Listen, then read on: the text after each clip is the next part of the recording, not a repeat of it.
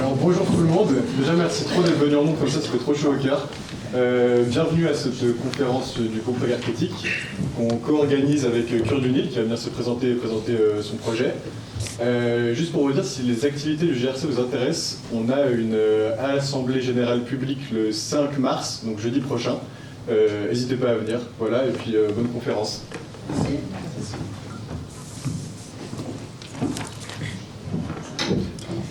Tout d'abord, au nom de l'association Cure du Nil, je tiens à remercier sincèrement tous nos précieux participants et participantes, nos intervenantes et ainsi que notre co-organisateur, le groupe Regard Critique, pour votre présence et votre solidarité. Soyez toutes et tous le bienvenu.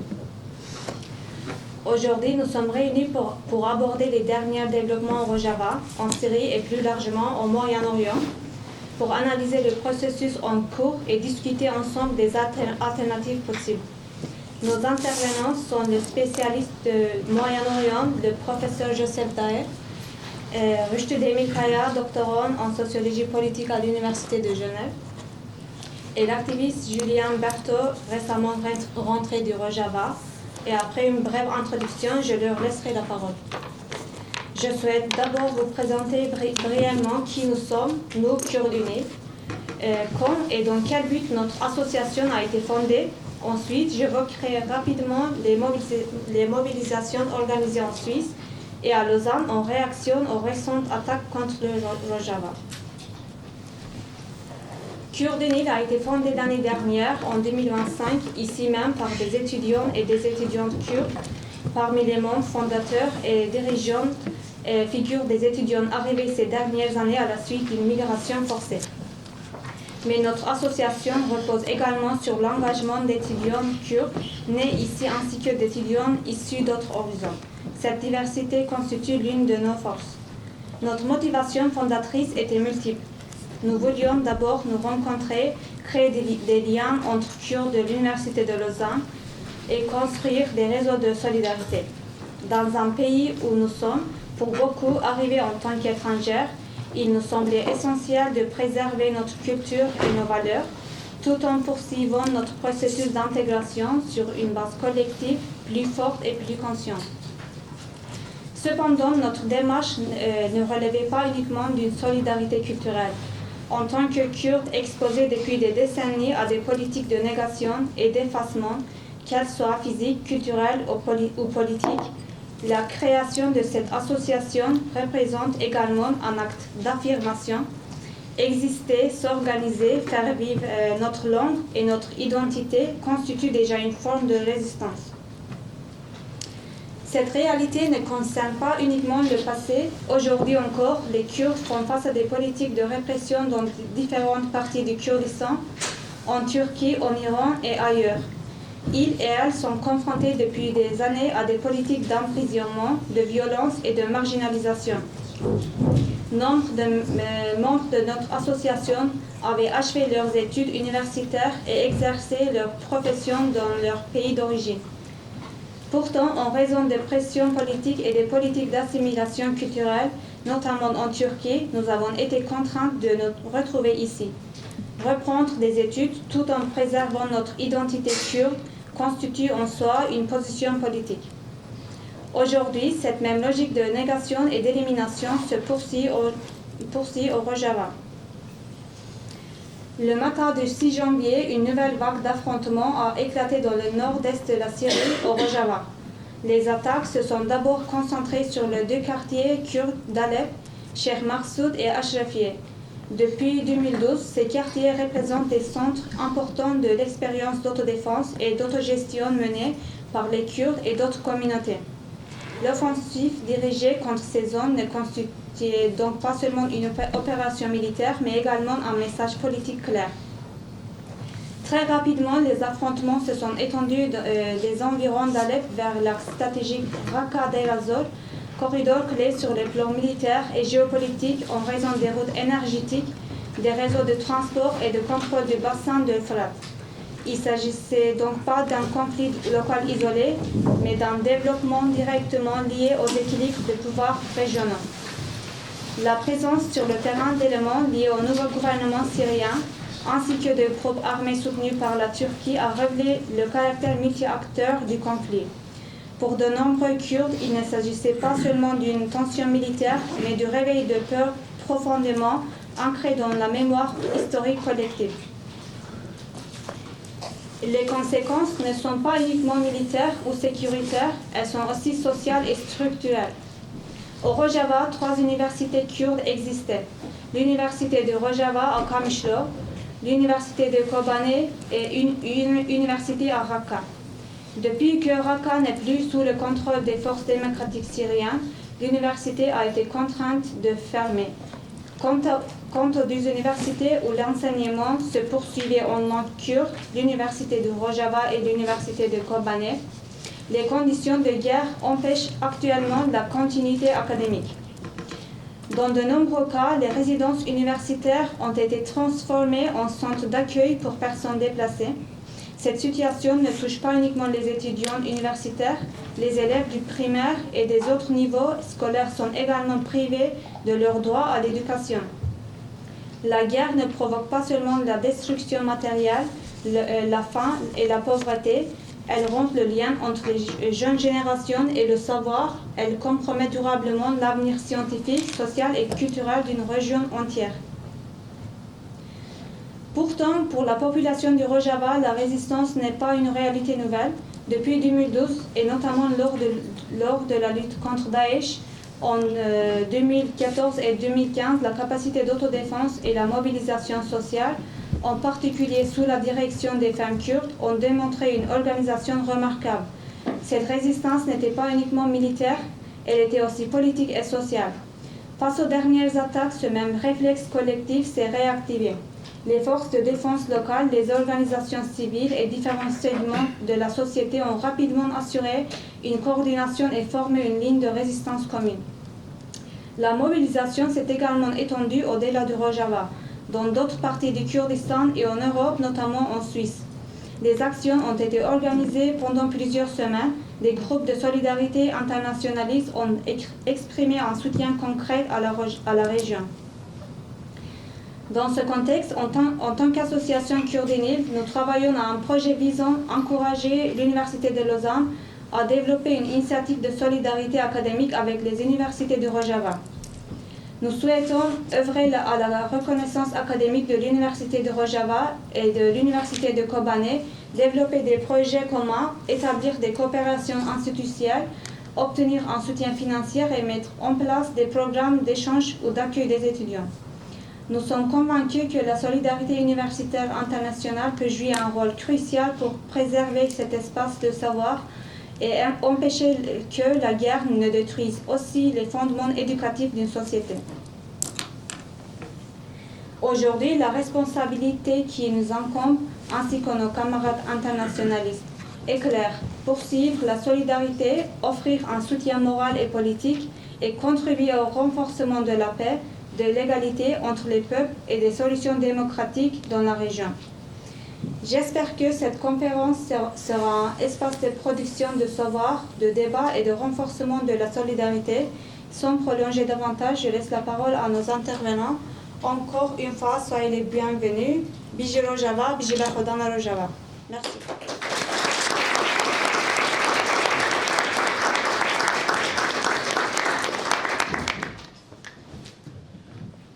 Et donc bonjour, moi c'est Julien Berthaud, je suis vice-président de la Jeunesse socialiste suisse et je reviens d'un voyage de délégation au Rojava. Je vais vous parler rapidement de cette délégation. Je ne vais pas rentrer vraiment dans les détails sur la question politique, géopolitique, sur les questions de fond parce que d'autres pourront le faire mieux que moi ici autour de cette table. Mais ce que je peux faire, et l'objectif de cette prise de parole, c'est quand même rapidement de juste parler de ce que par les gens sur place, de ce que j'ai entendu sur place, que ce soit en rencontrant des représentants et représentantes de l'administration autonome ou en rencontrant des gens dans les rues de Kamışlı. Donc, moi, je suis parti avec une délégation de militants et militantes politiques, d'activistes pour les droits humains, d'artistes et de journalistes en direction de Kamışlı pour quelques jours dans le cadre d'une délégation humanitaire. On est arrivé là-bas avec des revendications politiques, l'ouverture d'un couloir humanitaire vers Kobane, la fin des attaques, entre autres. Et on est arrivé, personnellement je suis arrivé au Rojava le 29 janvier, je suis arrivé d'abord au Kurdistan irakien, dans la ville d'Erbil et au Lair, le 29 janvier, et depuis là on a tenté de rentrer au Rojava et on a réussi après quelques jours. Ce qu'il faut savoir, c'est que pour rentrer au Rojava, on peut pas, c'est vraiment difficile dans la période actuelle, on a eu besoin d'autorisation des autorités du Kurdistan irakien, mais on a réussi à le faire grâce à différents soutiens qu'on a eus, sans rentrer forcément dans les détails. Là-bas sur place au Rojava, on a pu rencontrer des représentants et représentantes de différentes organisations, différentes institutions du Rojava. Par exemple le Kongrastar, qui est en fait l'espèce de fêtière des organisations de femmes sur place au Rojava, mais aussi par exemple une partie du conseil exécutif du canton de Jazira, du coup de la région de Kamishlo et Zeke, entre autres. Mais donc, moi, je vais essayer de vous parler un peu de ce qui se passe maintenant, ce que les gens disent sur place et quelle était la situation. Je suis revenu le 2 ou le 3 février, donc ça fait quelques jours, ça fait quelques semaines, il y a eu des évolutions assez rapides, tellement rapides que en fait, les revendications avec lesquelles on est arrivé ont dû changer sur le temps dans lequel on était sur place avec l'accord qu'il y a eu entre les forces démocratiques syriennes et le régime de transition. Je ne vais pas revenir sur le contexte et sur cet accord parce que d'autres vont pouvoir le faire mieux que moi, mais ce que je peux expliquer, c'est que on a rencontré différentes personnes à différents moments. Au Kurdistan irakien, donc à Erbil, on a pu parler à des gens dans cette région en fait, où il y a une position qui est assez paradoxale entre d'un côté la région du Kurdistan irakien qui a une solidarité, une forme de solidarité envers les autres régions du Kurdistan, mais une dépendance économique et plus ou moins politique aussi avec la Turquie par exemple. Donc ce qu'on a vu au Kurdistan irakien, c'est que malgré le fait que les autorités elles soient un peu prises dans cet étau entre d'un côté une envie nationaliste, patriotique envers, un sentiment nationaliste envers le Rojava et le Kurdistan, mais de l'autre côté ces pressions internationales et ces pressions de la Turquie. Mais ce qu'on a vu même au Kurdistan irakien, c'est une énorme solidarité de la population kurde envers leurs compatriotes du Rojava. On a pu parler à différentes personnes, que ce soit chauffeurs de taxi, habitants de Erbil et différentes personnes que je ne rentrerai pas trop dans les détails parce qu'il y a des questions de sécurité aussi, je vais y revenir tout à l'heure.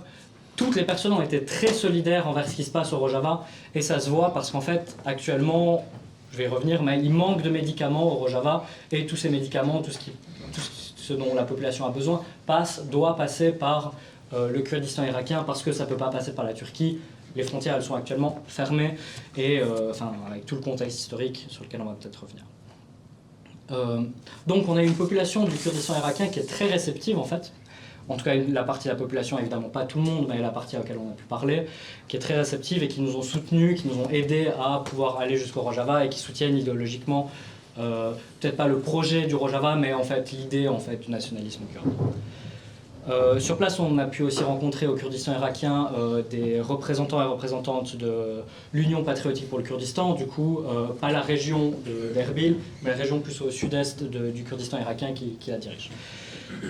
Pour venir un peu sur le fond de qu'est-ce qui se passe au Rojava et ce que nous dit la population, il faut savoir que je ne peux que parler pour la courte période auquel j'ai été, qui est une période assez spécifique, qui est du coup entre le début de l'accord, parce qu'on est arrivé le jour après le début de l'accord, et le moment où les autorités de transition syrienne sont arrivées à Kamishlo, qui marque aussi une rupture parce que leur moment de l'arrivée a été marqué par un couvre-feu, la journée de l'arrivée des autorités syriennes à Kamishlo, il y a un couvre-feu, plus personne ne se déplaçait dans les rues pour la journée, à part des personnes qui étaient là en fait pour assurer une autodéfense des rues. Donc, ce qu'il faut comprendre, c'est que la situation humanitaire, elle est vraiment, vraiment catastrophique. Comme on l'a dit précédemment, les universités ne tournent plus, mais surtout, les écoles et les mosquées ont été changées en fait en foyers d'accueil. Il y a des dizaines de milliers de familles qui ont été déplacées, et à Kamishlo, il y a plusieurs milliers de familles qui sont dans les écoles, dans les mosquées, et qui manquent en fait de tout, parce que c'est des gens qui ont dû fuir les assauts à Raqqa par exemple, avec sur elles et sur eux que leurs propres vêtements et aucun objet, rien du tout. Donc on est dans une situation de précarité extrême. Je vais vous montrer après un court extrait, mais juste à la fin de ma prise de parole, de 1 minute, d'une personne qui nous a parlé. Je vais y revenir plus tard. Donc, les écoles, les mosquées sont changées en centre d'accueil, en foyer d'accueil. Les hôtels sont tous pleins parce que la population, il faut la loger, la population déplacée.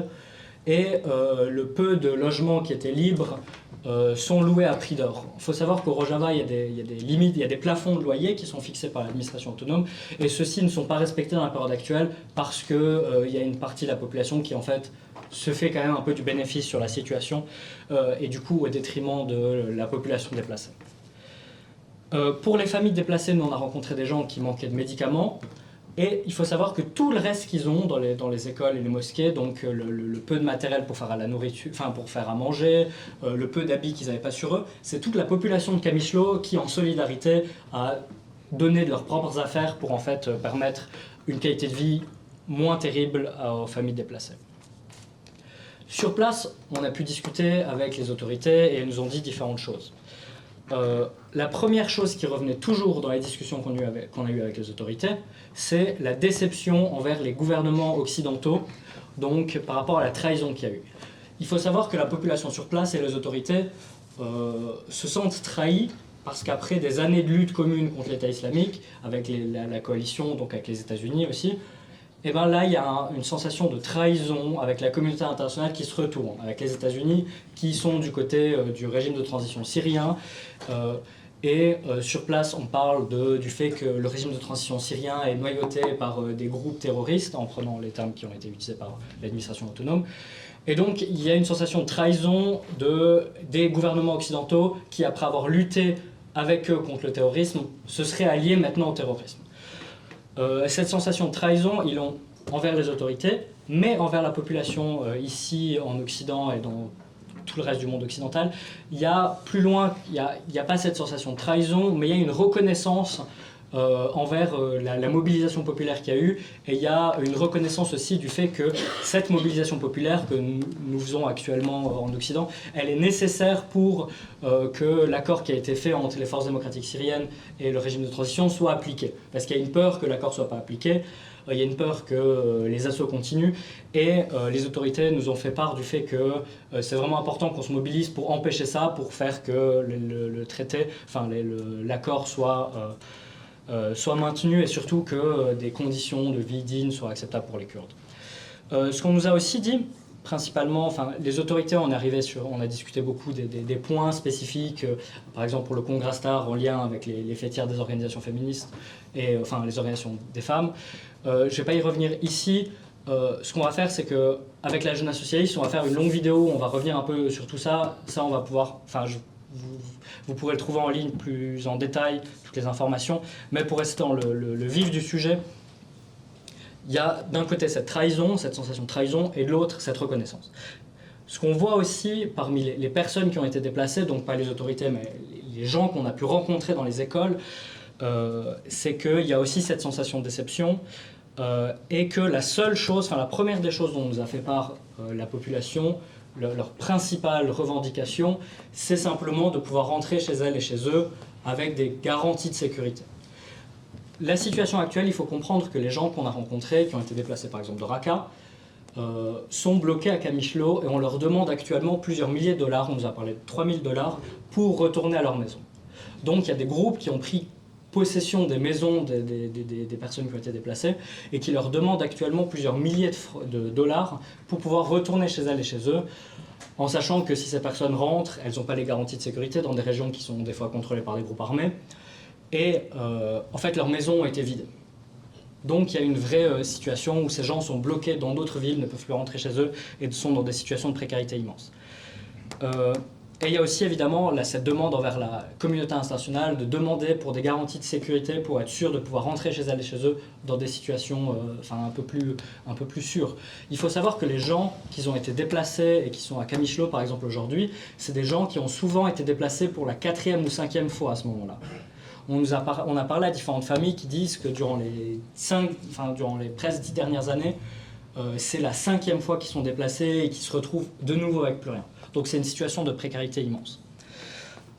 Et les dernières personnes avec qui on a un peu parlé, c'est des gens qui défendent leur quartier, parce qu'en fait, comme on l'a dit précédemment, il y a une autodéfense qui est forte, parce qu'il y a une nécessité de se défendre autant des forces du régime syrien que des gangs, des groupes qui sont autour de ça, mais aussi en fait de cellules dormantes de l'État islamique qui, d'après les gens qu'on a rencontrés sur place, agissent encore à Kamishlo et sont un danger pour les quartiers. Donc il y a des gens toutes les nuits il y a des gens concrètement qui défendent leur quartier durant toutes les nuits au Rojava. À Kamishlo, c'est des gens qui ne vont pas travailler le matin, qui vont travailler l'après-midi, qui continuent donc un peu leur vie quotidienne normale, et le soir et la nuit vont passer la nuit entière à défendre leur quartier en étant armés, en prenant une arme en fait dans leur maison de quartier. Donc c'est vraiment un système d'autodéfense et qui est populaire pour la population sur place qui défend leur quartier. Ce qu'on voit et ce qu'on a discuté un peu avec elles et eux, on a eu des moments d'échange assez intéressants, assez conviviaux, c'est que ces gens ont entendu parler, la population donc du Rojava, pas les gens déplacés mais la population de Kamishlo, a entendu parler de nos mobilisations populaires, et je vais essayer de finir là-dessus, a entendu parler de nos mobilisations populaires en se reconnaissant. Quand on a dit qu'on venait de Suisse avec la délégation, il y a même quelqu'un qui nous a dit qu'il avait vu les mobilisations qu'il y avait eu en Suisse et que ça lui avait donné de l'espoir qu'en Occident on se mobilise aussi, et qu'ils et elles reconnaissent aussi l'immense importance en fait, de ce qu'on fait ici. Évidemment, ça ne remplace pas ce qui est fait sur le terrain, mais la mobilisation qu'on fait ici, elle n'est pas dans le vide. Elle permet en fait de mettre une pression internationale, et c'est pour ça que les gens sur place nous ont demandé de continuer. Voilà. Et maintenant, je peux vous montrer peut-être une petite vidéo, une minute, comme ça on peut voir. Hop, juste, qu'est-ce que... Ouais, les conditions dans lesquelles vivent les gens, et rapidement où est-ce qu'ils vivent et c'est quoi leurs revendications. Je vais mettre là en fait, parce qu'il y a pas de longueur de câble. À savoir que cette vidéo, elle a été tournée, je suis désolé, de mauvaise qualité, et les sous-titres, ils sont... Je vais vous montrer un extrait d'une vidéo qu'on a pu tourner. On a pu tourner du coup dans une école. Il faut savoir que du coup, ces écoles, il n'y a plus d'éducation qui se passe actuellement à Kamishlo parce que toutes les écoles ont été changées pour accueillir des familles comme celle-ci. Est-ce que le son est bon? Et vous aurez des sous-titres, je ne sais pas si vous arriverez à lire. Ouais. Oui. Ah. Je peux mettre en plein écran, je suis un boomer. Je suis désolé, je suis un peu un boomer. Voilà.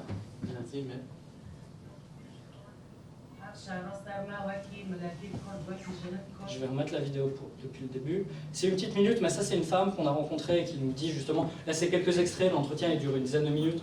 J'ai pas pu le traduire entièrement pour l'instant, mais ça va bien.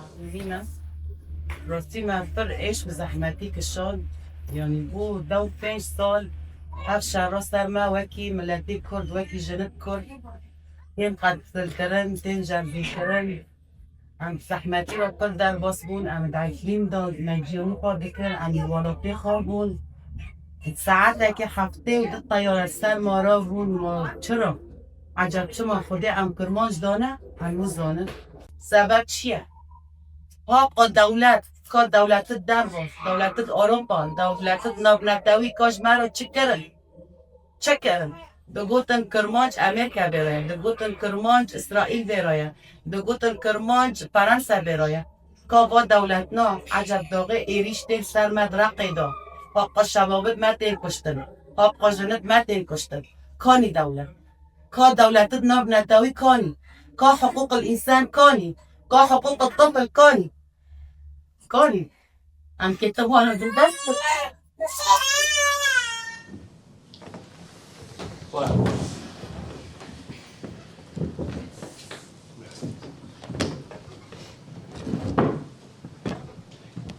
Et donc c'est un peu tout ce que j'avais à dire sur cette partie-là.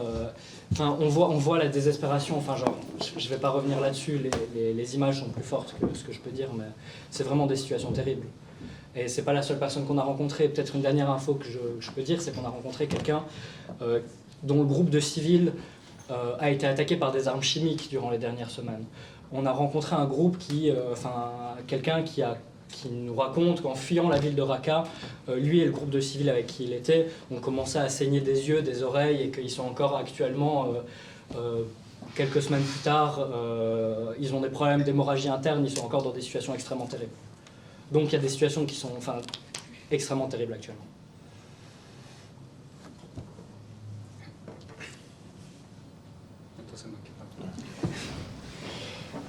Merci beaucoup pour l'organisation, merci beaucoup pour l'invitation.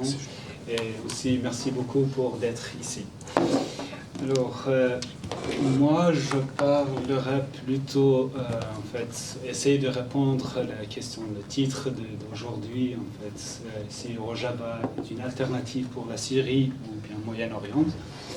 Et pour pouvoir répondre à ça, d'abord, je crois que ça sera nécessaire de répondre à la question de quoi exactement on parle quand on dit Rojava. Et à mon avis, Rojava n'est pas une seule chose. Il est trois choses en même temps. Et premièrement, c'est un espace, c'est une géographie et territoire. Et quand on parle de Rojava, nous parlons d'un endroit précis sur la carte,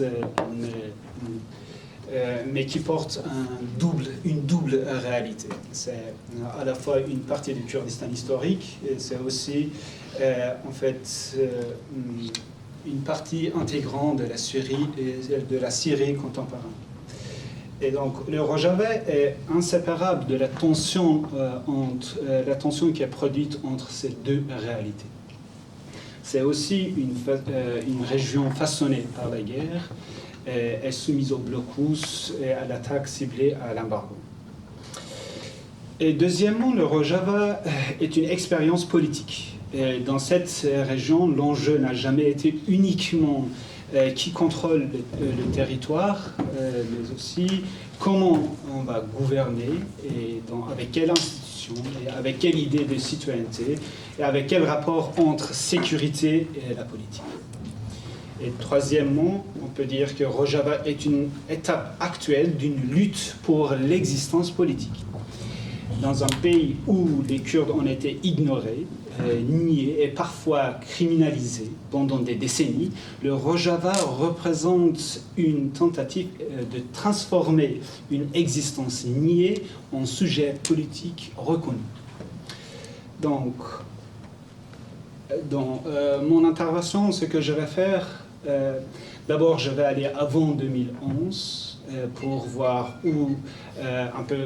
voir la situation en Syrie et aussi après 2011, qu'est-ce qui s'est passé et puis essayer de répondre à la question est-ce que le Rojava est une alternative et si oui, et c'est quoi sa force et aussi ses fragilités. Alors, pour comprendre le Rojava, comme j'ai dit, il faut aller avant 2011. Il faut peut-être replacer la question kurde dans l'histoire même de la formation de l'État syrien. Moi, je ne vais pas rentrer dans l'histoire. On sait qu'après la Première Guerre mondiale, il y a une division du pays kurde entre quatre. Et une partie, ça restait dans la Syrie actuelle. En fait. Donc, la Syrie moderne se consolide comme État indépendante en avril 1946, après la fin du mandat français, mais la construction de l'État commence plutôt sous le mandat, entre 1923 ou 1946, avec la mise en place d'appareils administratifs centralisés et une armée nationale et un cadre territorial hérité de la période mandataire. Dès l'origine, la question centrale est celle de l'unité territoriale et de la souveraineté. Comme j'ai dit, les Kurdes font partie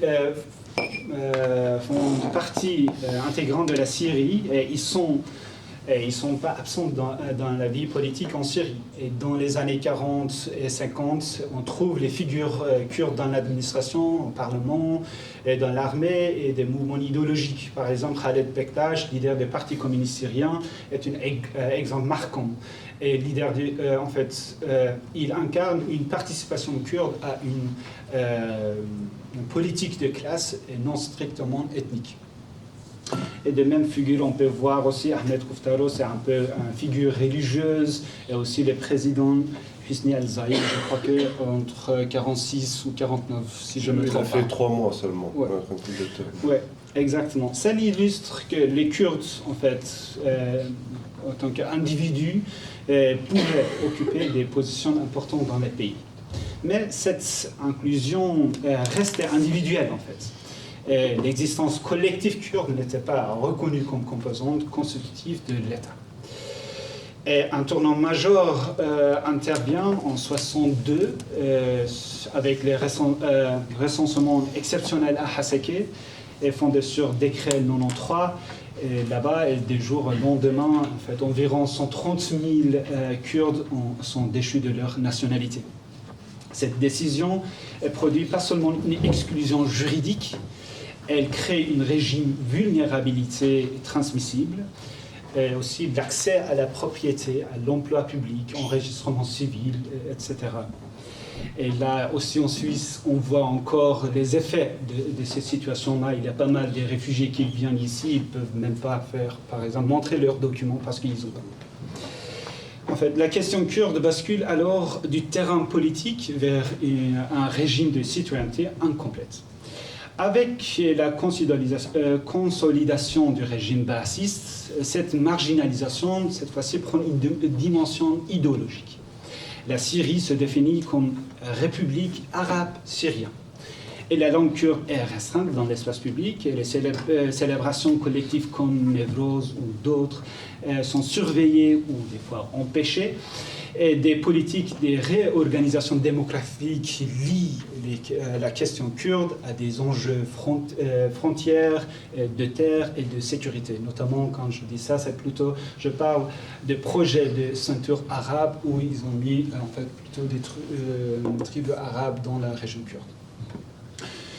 Et comme j'ai dit, les Kurdes font partie de la Syrie et ils ont déjà créé en 1957 déjà une création de première partie kurde en Syrie, marque un passage d'une présence individuelle à une tentative d'organisation collective.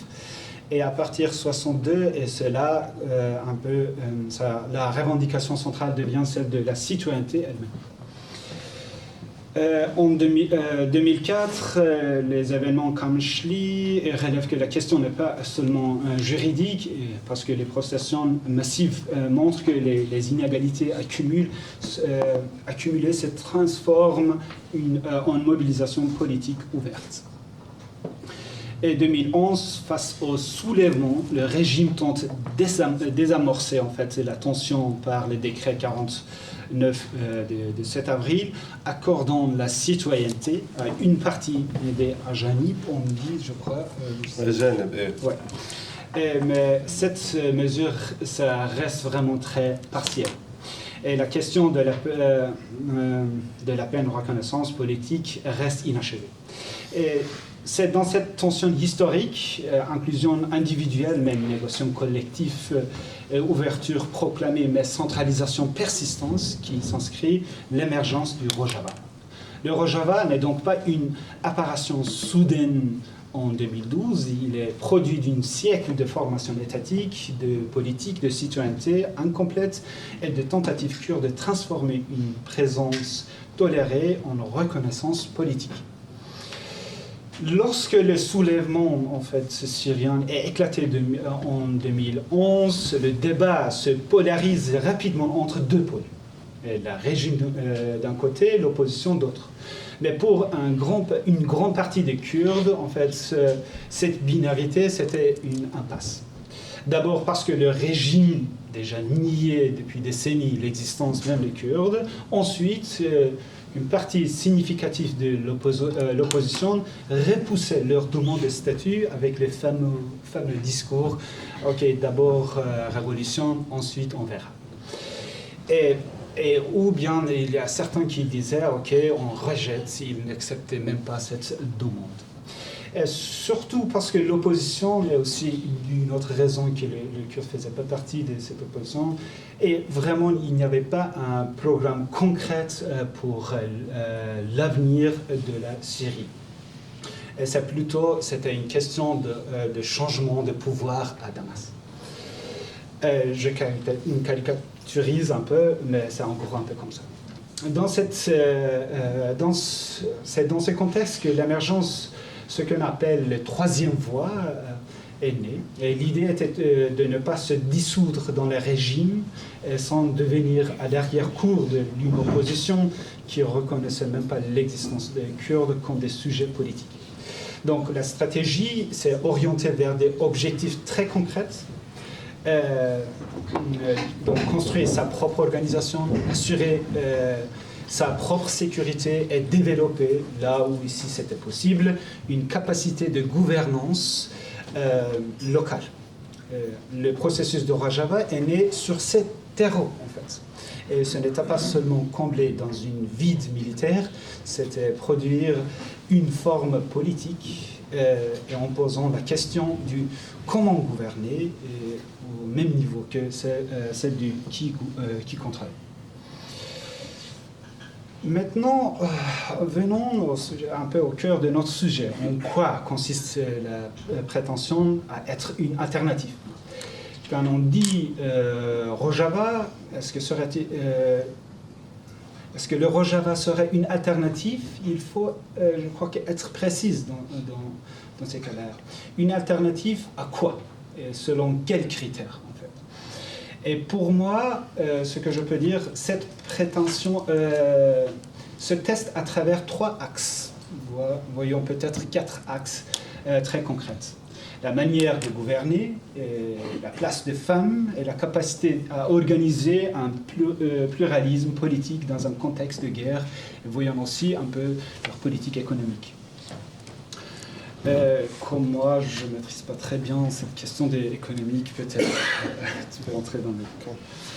Et c'est le premier axe, on peut dire, l'organisation par les bases et l'idée gouvernance locale. Donc le projet part d'une idée simple. La politique ne doit pas se construire uniquement en nom, c'est quelque chose, ça devrait être bâtiment. Ça veut dire à partir de local un peu. Concrètement, cela s'est traduit par des communes, des assemblées et des conseils, et une volonté d'élargir la participation aux décisions qui touchent la vie quotidienne. Dans une Syrie longtemps gouvernée par la peur et les appareils sécuritaires, je crois que c'est une rupture réelle, on peut dire. Mais il faut rester lucide quand même.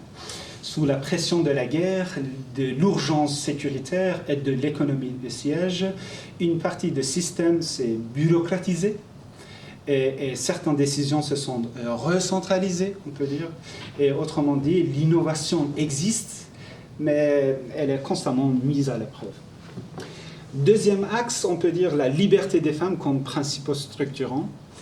Et ici aussi, il faut parler concrètement. Il ne s'agit pas seulement de discours. Il y a eu des institutions propres, un système de coprésidence, des mécanismes visant à limiter l'exclusion des femmes et à transformer des rapports sociaux. Cela empêche de réduire aussi le Rojava à une simple question kurde parce que l'enjeu touche aussi au patriarcat et à la production de l'ordre social. Mais là encore, cette transformation n'est ni automatique ni homogène. Elle rencontre des résistances conservatrices, des contraintes de guerre et des contradictions, notamment entre la norme affichée et certaines pratiques locales. Mais malgré cela, le déplacement de normes est un fait politique majeur dans la région, ce qu'on peut dire. Et troisième axe, c'est plutôt le pluralisme et à l'épreuve de vivre ensemble. Ce que je peux dire, le Rojava n'est pas un espace exclusivement kurde. Il abrite des Arabes, des Syriaques, des Arméniens et des autres communautés. Et la question n'est donc pas seulement d'avoir une diversité présente, mais de savoir si cette diversité se traduit en partage réel des pouvoirs, en reconnaissance mutuelle ou bien en confiance politique. Le pluralisme ne se décrète pas, en fait, il se mesure plutôt. Donc, il se mesure à la façon dont les institutions perçues, à la manière dont les tensions sociales sont gérées et la capacité de produire un cadre commun qui ne transforme pas les différences en menaces. Et en temps de guerre, cet équilibre, on peut dire, reste fragile et continuellement exposé aux interventions extérieures ou logiques de méfiance. Et ce que je peux dire comme quatrième axe, c'est un peu à l'épreuve économique, ce qui va montrer en fait l'alternative va confronter à la réalité. Et sur la question économique, il faut parler un peu, si on parle de manière franche, on peut dire que sous la guerre et l'embargo, l'économie de Rojava, c'est plutôt une économie de survie. Sur les papiers, le projet visait une économie sociale fondée sur des coopératives visant les besoins collectifs plutôt que maximalisation de profit. Et oui, certaines expériences en fait ont joué un rôle vital, notamment dans l'agriculture, circuit de pain et dans les coopératives liées aux femmes, ce qu'on appelle parfois une économie des femmes. Mais l'épreuve du réel reste un peu rude. La région reste souvent une économie des matières premières, avec peu de valeur ajoutée et peu d'industrialisation. On extrait du pétrole, mais on ne raffine pas suffisamment. Et aussi les produits de coton, mais il n'y a pas d'industrialisation, donc il faut peut-être les exporter avec peu, peu, mais après il faut importer en payant beaucoup plus. Et aussi, on peut dire que malgré l'idéal décentralisé, l'administration est devenue, dans ce cas-là, aussi un employeur majeur, ce qui alimente une bureaucratisation et peut affaiblir aussi l'esprit communal. Et surtout, ces limites ne relèvent pas uniquement d'un défaut interne, en fait. Et elles sont imposées par des facteurs externes écrasants. L'enfermement géographique, la dépendance budgétaire aux revenus pétroliers, absence de tige juridique international et qui empêche des investissements et il n'y a pas des banques et vous ne pouvez pas faire des accords commerciaux ou rien d'autre. Et il y a souvent des attaques, comme notre collègue a dit, les deux en fait. Et donc ça crée des problèmes par rapport à la production. Donc si on veut juger le Rojava comme alternative, on ne peut pas le faire uniquement en regardant un texte politique ou une architecture institutionnelle. Il faut analyser dans ses conditions matérielles, donc la contrainte et aussi l'encerclement. Donc si l'on rassemble ces éléments, ça veut dire gouvernance sous pression, transformation sociale inachevée et pluralisme fragile un peu, économie contrainte, on comprend que l'expérience du Rojava peut-être ne peut pas être évaluée abstraitement, mais elle évolue dans un environnement qui la met en tension permanente. C'est ici que se situe à mes yeux en fait, le point le plus important dans un débat public. Que le Rojava évolue dans un équilibre instable. Il n'est ni pleinement institutionnalisé, ni définitivement garanti. Et cette fragilité ne tient pas à sa propre nature, en fait, mais au contexte dans lequel il s'inscrit. Un espace syrien encore structuré par la violence, la négation et des rapports force continus. Donc, pour le dire simplement, il y a trois failles. Le premier, c'est l'invisibilité juridique et politique. Et le Rojava a pu être traité comme un partenaire tactique contre l'État islamique pendant longtemps, mais il n'a pas été reconnu politiquement une réalité dotée d'un statut. Cette absence de statut, en fait, transforme la région en un objet de négociation permanente entre les puissances États. Et cela rend aussi tout droit reversible et tout accord prévisoire et aussi toute institution vulnérable. Une deuxième partie, on peut dire, c'est économie de guerre et de siège. Une alternative ne survit pas uniquement par des idées, elle survit par la production, par la redistribution et par la capacité à organiser une vie maternelle. Mais l'embargo, la dépendance au pétrole et l'enfermement, l'isolement, en fait, rendent cette alternative structurellement un peu précaire. Mais la troisième, c'est la preuve sociologique et politique du pluralisme. L'alternative, on peut dire, ne peut pas être durable si elle ne produit pas vraiment une confiance politique entre les groupes et si elle ne transforme pas des alliances sécuritaires, surtout en contrat social. Et cette suspension, on peut définir peut-être la situation, n'est pas une abstraction. Aujourd'hui, nous sommes au cœur d'une séquence critique après l'accord global annoncé en fait à la fin janvier pour organiser ces faits, aussi un processus d'intégration progressif entre les structures nord-est et l'État syrien central. Nous constatons que la réalité sur le terrain reste extrêmement fragile. Mais la première étape, en fait, c'est déjà achevé.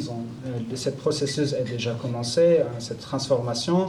Mais il faut voir, en fait, comment on va transformer un rapport de force en garantie durable sans que l'intégration ne traduise pas une nouvelle forme de marginalisation. Face à cette réalité, l'enjeu dépasse la simple géopolitique. Il faut convoquer une réflexion peut-être beaucoup plus profonde. Et pour ça, je crois que comme le rappelle les grands penseurs du XIVe siècle, Ibn Khaldoun, en fait, la question centrale qui se pose aujourd'hui en Syrie, c'est celle de la civilisation. En fait, une civilisation ne divise pas entre l'Orient et l'Occident, c'est une condition humaine commune. Et la civilisation commence par une chose très simple, mais fondamentale, la confiance. La confiance dans l'espace. Donc l'espace ne doit pas devenir un lieu d'attaque permanente, ni un lieu de déplacement forcé. On doit pouvoir habiter un territoire sans crainte qu'il se retourne contre soi. Par exemple, ce qu'on voit... le siège actuel de Kobané est la preuve que cette confiance d'espace n'est toujours pas établie dans l'ensemble de la Syrie. Et la confiance dans le temps, ce qu'on peut dire par là, le passé, donc les décennies de négation, ne doit pas menacer et l'avenir doit offrir une garantie. Et tant que l'intégration en cours ne repose pas sur une garantie constitutionnelle claire, et que les droits restent réversibles, il est impossible d'avoir confiance dans le temps. Donc, en ce qui concerne la confiance dans la langue, comme ajoutait la linguistique européenne Steiner, il disait la langue ne doit pas vous menacer. Elle doit être utile de la reconnaissance de l'altérité et contribuer à bâtir une majorité politique saine. En conclusion, en fait, ce que la Syrie traverse aujourd'hui, je crois que ce n'est pas tout simplement une crise géopolitique, c'est plutôt une crise de civilisation. Et pour en sortir, le pays a besoin de construire un État rationnel et juridique. Et cela exige voilà. impérativement de sortir de la logique milice, entre autres, car la logique milicienne tue la citoyenneté. Et dans ce tableau-là, au moins ces derniers ans, ce qu'on peut dire, le Rojava, malgré toutes ses failles et ses fragilités, s'inscrit précisément dans cette tentative, en fait, celle de rendre l'espace syrien à nouveau habitable. Et c'est ici que la question, si le Rojava est une alternative, ça revient. Le Rojava n'est ni un modèle figé, il ne faut pas romantiser, c'est ni une utopie achevée, et il est un processus en cours, en fait. Une expérience politique qui continue d'évoluer, de se transformer, de négocier son cadre et son avenir. Et la Syrie, et si on vient à la question principale, la Syrie et le Moyen-Orient peuvent-ils construire un cadre politique où la citoyenneté est réelle, où l'espace est protégé, où le futur n'est pas confisqué par la peur, et où les différences ne sont plus traitées comme menaces? Cette question, en fait, reste ouverte à répondre. Et la pratique de Rojava ne ferme pas cette question. Il la maintient ouverte. Merci beaucoup.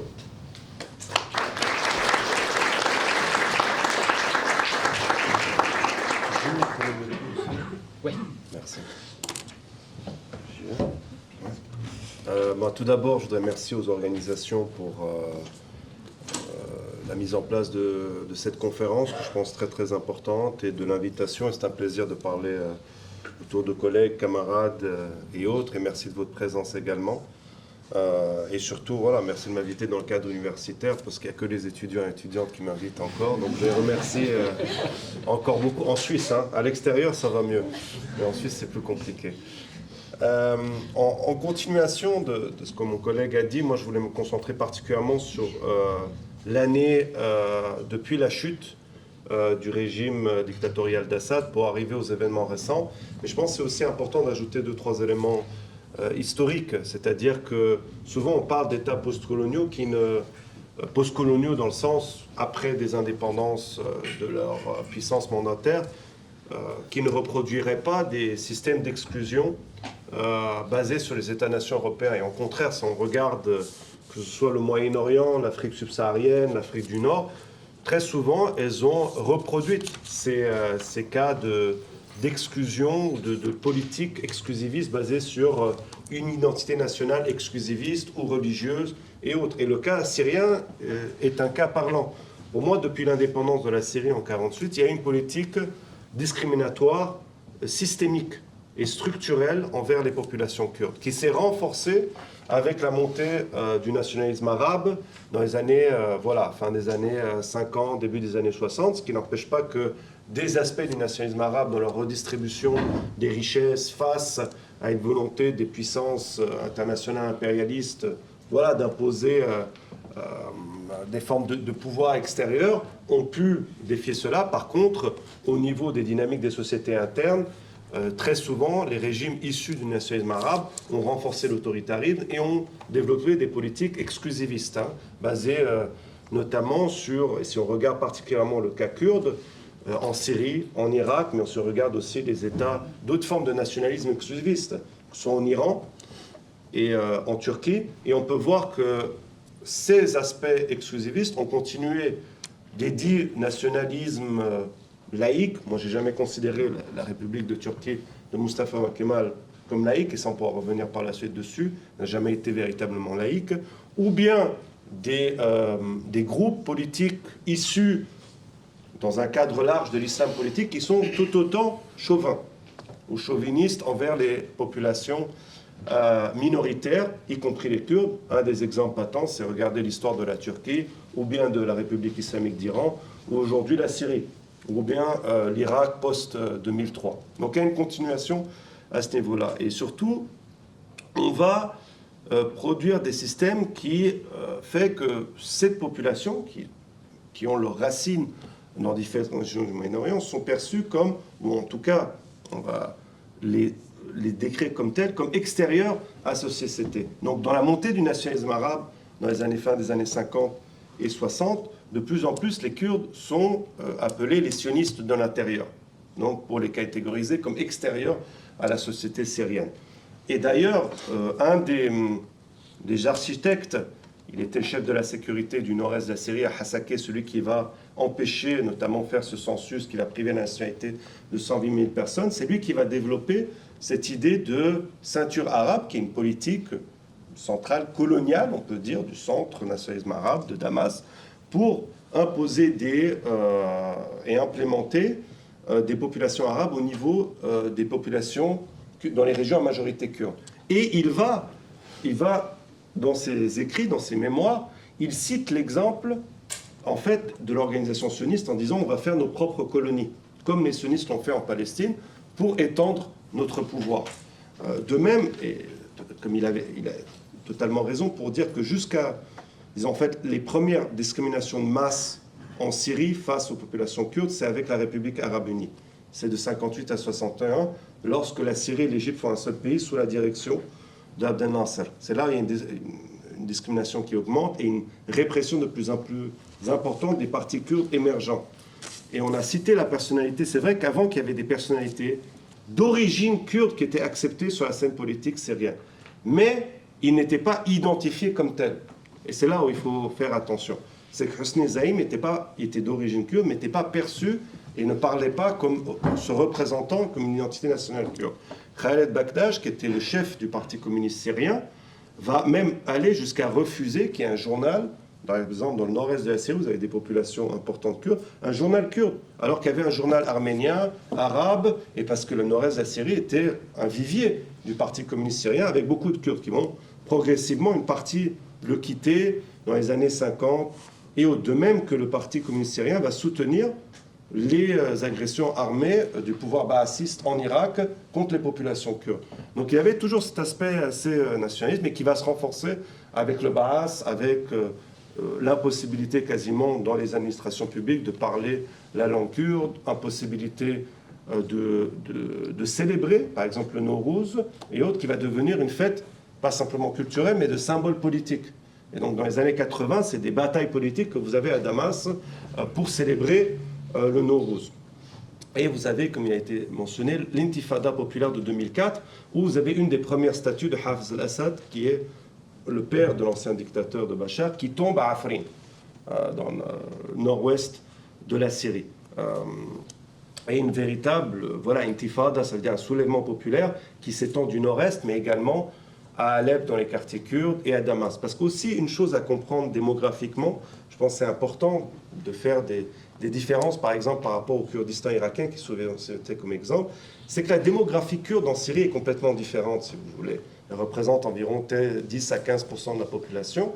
Le nord-est de la Syrie, c'est 50% à peu près de Kurdes, avec énormément de diversité, mais surtout que la moitié des Kurdes de Syrie sont à Alep ou à Damas. D'accord ? Et une partie aussi au nord-ouest à Afrin. Et j'y reviendrai, Afrin et Alep, c'est très important de les comprendre également ensemble par rapport aux derniers événements. Donc ça, c'est aussi comprendre ces situations politiques, hein, et l'instrumentalisation qu'a pu faire aussi le régime des Assad, des partis politiques kurdes, qu'il a utilisé, que ce soit des partis politiques kurdes de Turquie ou d'Irak, pour ses propres politiques étrangères. Je peux revenir là-dessus par la suite, mais toujours sous la condition qu'il n'y ait pas de revendication nationale kurde à l'intérieur de la Syrie. Arrive la révolution, et ce qui est très vrai, c'est que pour une partie du soulèvement populaire, comme pour les questions féministes dans toute forme de révolution, ou des questions d'identité nationale, on dit quand le régime tombera, on en parlera. Mais ça a créé tout de suite des problèmes, parce que toute revendication kurde était perçue comme séparée de la révolution syrienne. Alors que pour la majorité, pour un certain nombre d'amis à moi, de militants, la question des revendications nationales kurdes faisait partie intégrante des demandes plus nationales, de quel type d'État on voudra. Et ça, on reviendra sur le type d'alternative en conclusion. Et dès lors, en fait, l'opposition syrienne s'est montrée aussi jovigne que le régime Assad, avec des accusations qui sont restées historiques en Syrie. On parle de infisaliyin, c'est-à-dire séparatistes. Vous voulez séparer, vous voulez diviser la Syrie. Et cette opposition, alors la ciblée était dominée par les frères musulmans et les libéraux, qui étaient tout autant chauvins. Et d'ailleurs, ils vont soutenir, on n'a pas parlé, l'occupation turque avec les milices pro-turques syriennes de Afrin en 2018, qui va créer un nettoyage ethnique de plus de 150 000 personnes, et qui, alors la majorité des réfugiés qui sont, et c'est ça tout le drame, en fait, quand tu parlais des 4-5 fois, c'est pas ceux de Raqqa massivement, c'est ceux d'Afrin. C'est ceux de Sheikh Massoud et de Ashrafi, des quartiers d'Alep, qui pour eux, c'est, oui, la 3e, 4e fois qu'ils sont déplacés, qui sont maintenant de plus en plus au nord-est. C'est eux particulièrement qui sont touchés, et il y a toujours un problème, je reviendrai par la suite, pour qu'ils reviennent. Mais ça fait partie des négociations, parce qu'il y a eu implémentation par la Turquie. Ils ont remplacé certaines populations kurdes par des populations arabes issues d'autres régions. Ils leur ont donné les maisons qui appartenaient à des Kurdes, sans parler de l'exploitation totale qui est faite, notamment des champs agricoles, champs des oliviers. C'est une région, vous allez, c'est absolument magnifique pour être passé. Parce que moi j'ai été 3 fois en Syrie depuis la chute du régime, avant je ne pouvais pas y aller. Et donc on peut voir en septembre, on pouvait voir encore dans la zone rurale d'Alep, des camions militaires turcs, des bases militaires turques qui sont toujours présents. Savoir que Afrin, depuis la chute de Assad, subit toujours des violations de droits humains qui sont bien documentées par tout un certain nombre d'organisations de droits humains, que ce soit par les organisations militaires directement liées à la Turquie, ou bien des militaires pro-syriens qui sont maintenant, pour un certain nombre qui sont accusés de crimes contre l'humanité, qui sont maintenant dans l'armée syrienne, que le nouveau président syrien par intérim, Ahmed Chareh, a mis en place. Donc ça, c'est juste pour vous donner un petit background. Maintenant, on rentre à la suite de la chute du régime Assad. Qu'est-ce qui se passe? En fait, ce nouvelle classe dirigeante, dominée par Ahmed Chareh, connu auparavant sous le nom de Jolani, est dominée par Hayat Tahrir al-Sham, anciennement qui était Al-Qaïda et autres.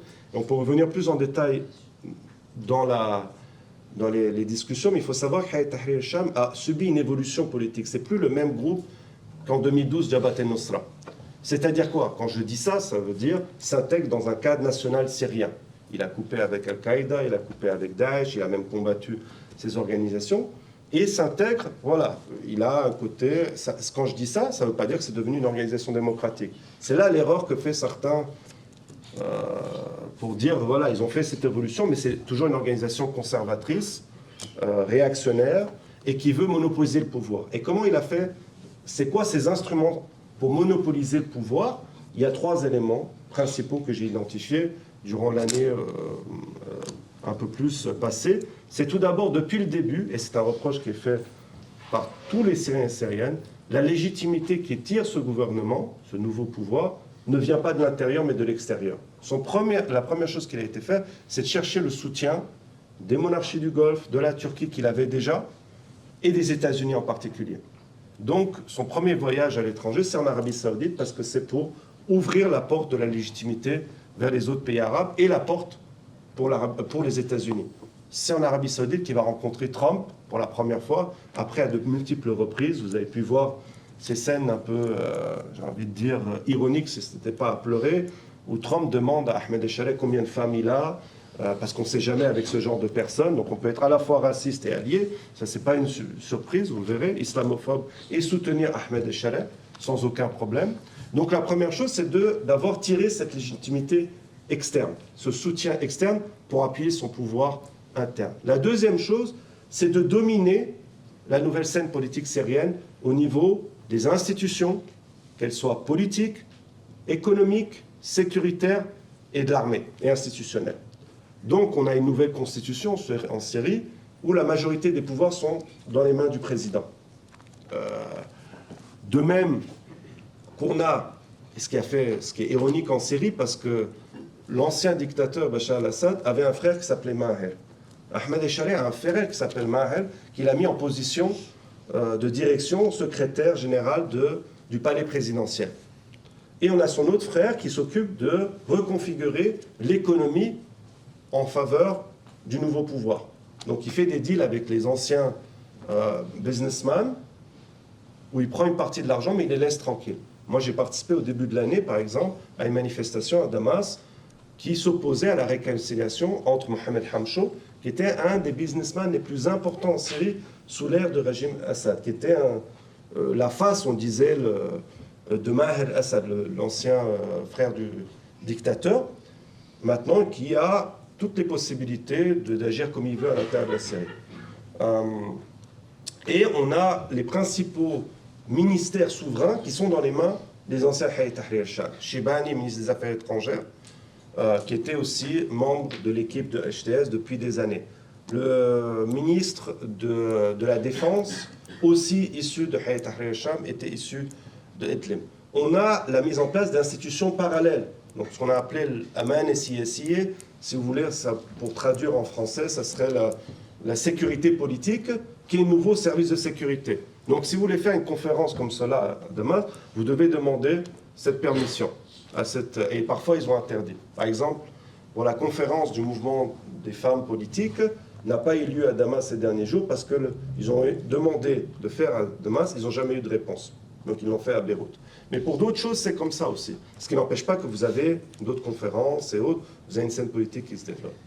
Vous avez aussi le développement de ce qu'on appelle dans les administrations de réseaux de shuyukh ou cheikh. Ça ne veut pas dire forcément que c'est des personnalités religieuses, mais c'est cette personne qu'on va aller voir pour avoir des facilités et autres. Et le dernier aspect, c'est l'instrumentalisation du confessionnalisme et des différences ethniques pour asseoir son pouvoir sur une base, vraiment on va jouer sur un chauvinisme arabe sunnite.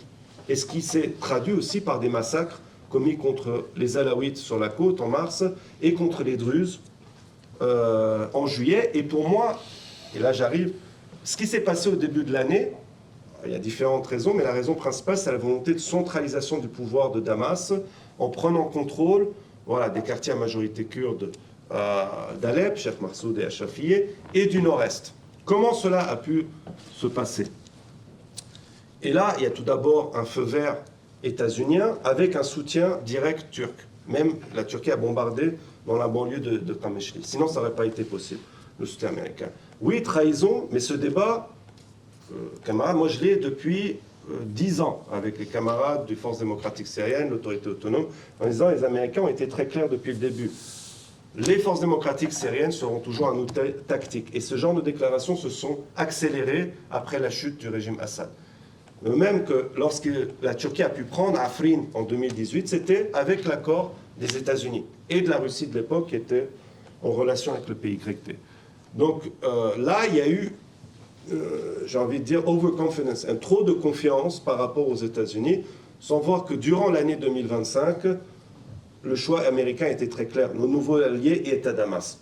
Est à Damas, et c'est lui, parce qu'il est prêt à nous donner tout. Le nouveau pouvoir à Damas, il est prêt à faire la normalisation avec Israël, à s'opposer à l'Iran. Le gouvernement de Damas est un des seuls gouvernements à ne pas avoir condamné la guerre israélo-américaine contre l'Iran en juillet 2025, à renforcer son contrôle des frontières avec le Liban pour empêcher Hezbollah de prendre ses armes et autres. Donc pour toutes ces raisons, et très clair aussi dans la lutte contre, soi-disant, la guerre contre le terrorisme, donc c'est devenu son allié. Et bien sûr la Turquie qui voit la question kurde en Syrie, et qui l'a toujours vu, comme une continuation d'une menace soi-disant interne par rapport à la Turquie. Il y a une continuation totale. C'est ça qu'ils ont déjà fait 3-4 interventions et occupations de la Syrie, la Turquie depuis 2016, 2015. Ensuite, la deuxième chose, et il faut le dire, en partie ça a été énoncé, mais c'est les contradictions de l'autorité autonome du nord-est de la Syrie. À Raqqa et Deir ez-Zor, les gens ont parlé de libération. Ce sont deux villes à majorité arabe. Pourquoi? Parce que vous aviez des campagnes sécuritaires, vous n'avez pas une véritable participation par en bas des populations, vous avez eu de la répression. Moi, j'avais des militants que je connaissais personnellement de Raqqa et Deir ez-Zor qui me disaient « Nous, on souhaiterait que l'autorité autonome du nord-est mette en application leur modèle, commune par en bas, véritable participation politique des populations locales. » Cela n'avait pas lieu. Et c'est pour ça que certains ont parlé de libération. Et ça, je pense qu'il faut prendre en considération ce genre de critiques, ce genre de limites, avec tout ce que tu as expliqué. La guerre, Daesh présent et autres, mais on ne peut pas comprendre pourquoi ces deux villes, et pourquoi d'ailleurs ils se sont retirés aussi rapidement, les forces démocratiques syriennes et autres n'ont pas pu tenir, parce qu'il n'y avait pas ce soutien populaire. En plus, on a essayé de chercher le soutien de chefs de tribus arabes qui cherchaient que leur intérêt et qui ont changé d'alliance 10 fois pendant la guerre. Une fois, ils étaient avec le régime, les mêmes étaient avec l'armée syrienne libre, ensuite, ils étaient avec Jabhat el-Nusra, ensuite Daesh, sont revenus avec le régime, et maintenant, ils sont avec Hayat Tahrir al-Sham. Donc, ils sont changés 10 fois, et ils pensent qu'à leur intérêt propre. Et voilà, cette centralisation du pouvoir. Maintenant, quid de l'accord? Il y a beaucoup de peur, on va parler à énormément de gens du nord-est de la Syrie. Pour certains, c'est le meilleur deal qu'on pouvait avoir dans sans contexte, ça veut dire feu vert américain, soutien turc, attaque, mais avec énormément de peur. Donc il y a une mobilisation qui continue au niveau des principales villes kurdes du nord-est de la Syrie, et surtout que les droits qui ont été accordés, qui sont pas, c'est pas rien, c'est des droits notamment sur la langue, sur la question d'obtenir la nationalité, sur la question de célébration de Nowruz, ont besoin d'une mise en place légale et légalisée. Et c'est là, il y a beaucoup de questions. Il n'y a toujours pas de parlement en Syrie. On attend parce que le président peut nommer les 1/3 qui restent au parlement. Bon, on verra. De même, l'intégration des brigades kurdes dans une future armée syrienne, qui est, comme on dit en arabe, qui est d'une seule couleur, qui est composée de groupes armés extrémistes ou qui étaient pro-turcs, qui ont commis des crimes contre les populations kurdes et qui sont complètement blanchis, des types d'Abu Hamcha et d'autres pour celles qui connaissent, posent beaucoup de questions. Et surtout, ce qui reste aussi important, c'est quelle participation politique. Et c'est ce que pose la question, pas simplement des Kurdes, mais de la majorité des Syriens et Syriennes. C'est bien d'avoir des droits culturels, nationaux, mais il s'agit aussi de quelle participation politique. Et ça reste complètement de côté. Et donc, j'ai arrivé, et en plus, comme il a été dit, Kobani est sous siège. Et en plus, c'est une instrumentalisation. Donc, tous ces droits ont été donnés à un moment donné où il y avait des attaques, des pillages à Raqqa contre les maisons kurdes. Dans Kobani, à l'extérieur de Kobani, il y a un siège qui est toujours. Mais surtout, pendant l'attaque, il y a une déclaration, du ministre de ce qu'on appelle les biens religieux, Wazir al-Awqaf, en Syrie, qui soutient l'armée syrienne dans son attaque, mais qui fait mention dans une sourate de Coran à Anfal, Et pour tous les Kurdes qui connaissent Anfal, c'est un choc. Parce que la campagne d'Anfal, c'est la campagne fin des années 80 menée par le régime dictatorial de Baas de Saddam Hussein contre les Kurdes en Irak, où il y a eu l'utilisation d'armes chimiques.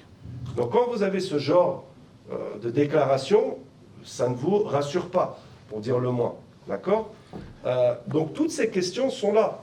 Et surtout que, voilà, il y a eu auparavant les massacres des Kurdes, des Alaouites, des Druzes, il y a la continuation et le niveau des droits des femmes. Il faut savoir qu'en Syrie, après, il y a eu maintenant presque un truc systémique de kidnapping de femmes dans les zones alaouites et un peu dans les zones druzes. Et que ça a été nié par le gouvernement. Et surtout qu'il y a une autre chose qui se fait, c'est qu'il y a eu une féminisation du travail en Syrie durant la guerre, parce que beaucoup d'hommes ont quitté, ont été arrêtés, ont été tués, etc. Et les femmes ont pris de plus en plus de rôles. Et là, avec ce nouveau gouvernement, il y a une peur que il y a un retrait en arrière. Et ça concerne toutes les communautés, toutes les populations en Syrie. Donc aussi ça au niveau, et ça c'est véritablement quelque chose qui est mis en avant, c'est la participation des femmes qui a pu être apportée à travers les institutions de l'autorité autonome du Nord-Est, qui sont même reconnues par les ennemis de l'autorité autonome et des rivaux kurdes et autres. Donc j'arrive à la conclusion, c'est que la question nationale kurde, où elle amène comme alternative, elle pose la question de quelle société en Syrie. Elle pose la question de quel modèle étatique pour la Syrie, mais pour la région.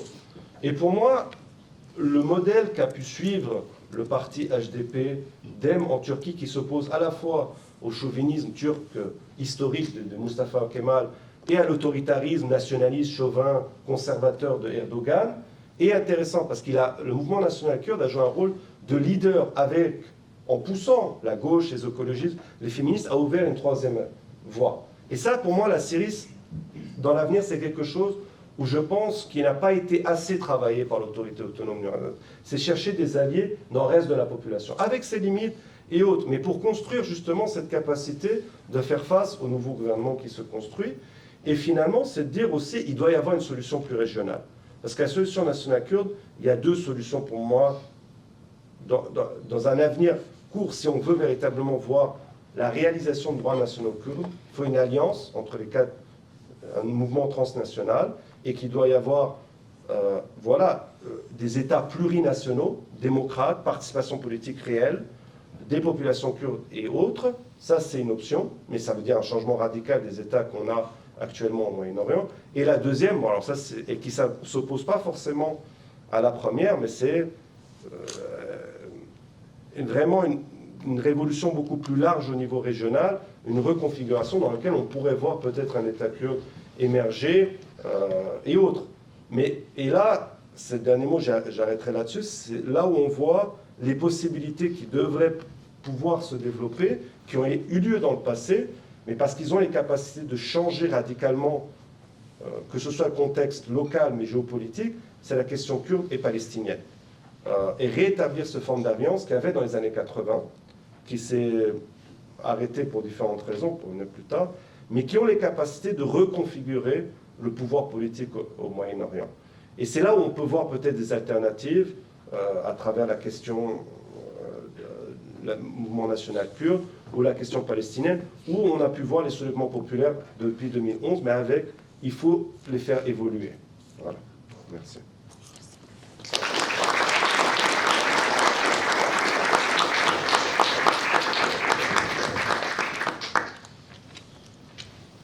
Merci beaucoup aux intervenantes, merci à tous et à toutes. Je vous prends encore 30 secondes pour vous donner deux, trois petites dates. Déjà, on fait maintenant un apéro avec des super trucs à manger et à boire. Toi, tu ne veux pas faire de questions. Est-ce que vous avez des questions ?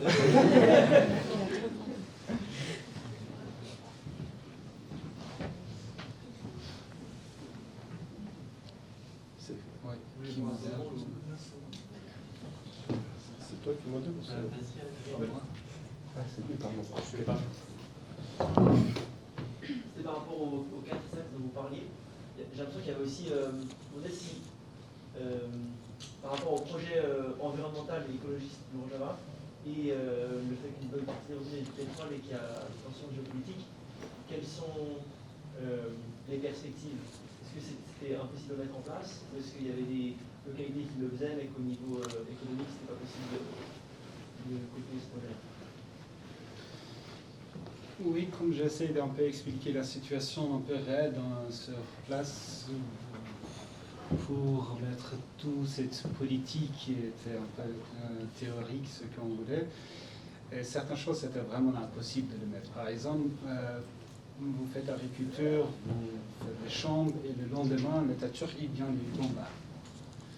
Et il y a des infrastructures, vous essayez de le créer, après le lendemain, les drones turcs qui viennent et le bombardent. Alors, économiquement, vous êtes complètement isolé dans la région, il y a un embargo de côté de la Turquie, rentrer et sortir, c'est impossible. Et pendant longtemps, c'était aussi le cas dans le cas du Kurdistan-Irak, parce que cette partie-là aussi, il y avait en fait une sorte d'embargo, on peut dire, parce que la Turquie menaçait aussi le Kurdistan-Irak. Et donc, les seules voies qui étaient ouvertes un peu vers Assad, mais ça, c'était aussi resté un peu très restreinte. Dans cet environnement-là, oui, c'était un peu très complexe de mettre en place certains projets, ce qui a été mentionné. Je ne sais pas si c'est répondu. Aussi une question. Ouais, en fait, je voulais juste vous poser une question. En fait, il y a un accord qui a été mis en place là actuellement, mais en fait, quand on fait un zoomage et puis voir la région un peu plus d'une vision plus large, et puis en fait, on peut aussi, on arrive à la conclusion de parler d'une décurdification, surtout dans la région d'Afrin. Est-ce que finalement Israël, tout va bien pour Israël pour le moment?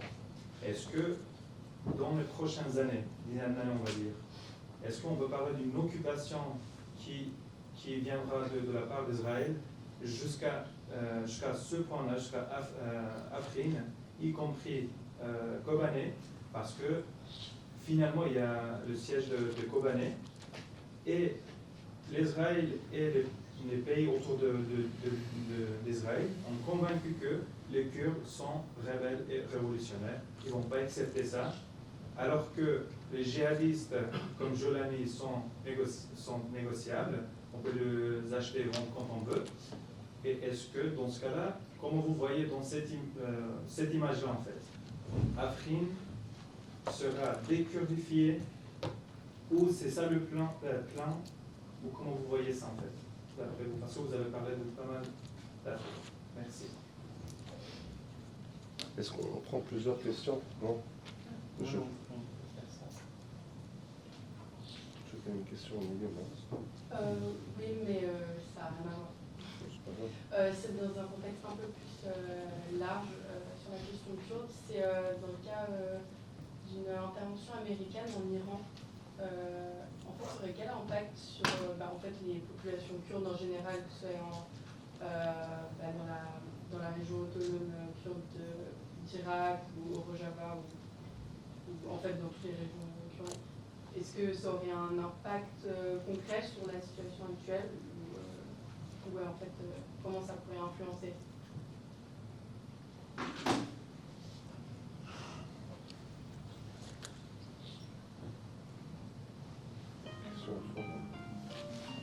Ça, c'est comment ça se passe? Ouais, j'ai une question aussi. Merci beaucoup pour toutes vos interventions. J'ai une question aussi un peu large et peut-être un peu naïve, mais dans des manifs pro-kurdes que j'ai vus durant des années à Lausanne, tout le temps le portrait d'Abdullah Öcalan. Là, on a vu aussi la situation avec son emprisonnement, etc. Je me demandais quelle lecture vous aviez faite de la situation du PKK et puis de Öcalan plus largement. Est-ce qu'au final, des fois, on fantasmait la figure de Öcalan depuis l'Europe et on lui accordait plus d'importance, ou ça a été quelque chose, un événement clé dans ce qui s'est passé sur toutes les dynamiques que vous avez décrites ce soir? Mais on n'en a pas parlé, donc je m'interroge un peu sur ça.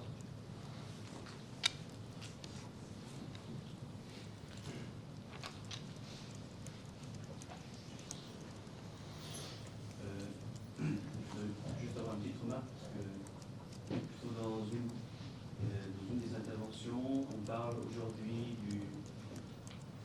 l'État syrien et de ceux qui le proposent et d'une centralisation du pouvoir, ce genre de choses. Et ce qui me dérange, c'est qu'il faut savoir que actuellement l'État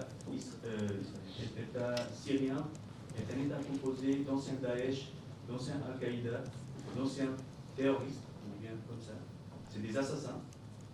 Ce qu'ils ont fait aux Alaouis, ce qu'ils ont fait aux Druzes, et ça continue.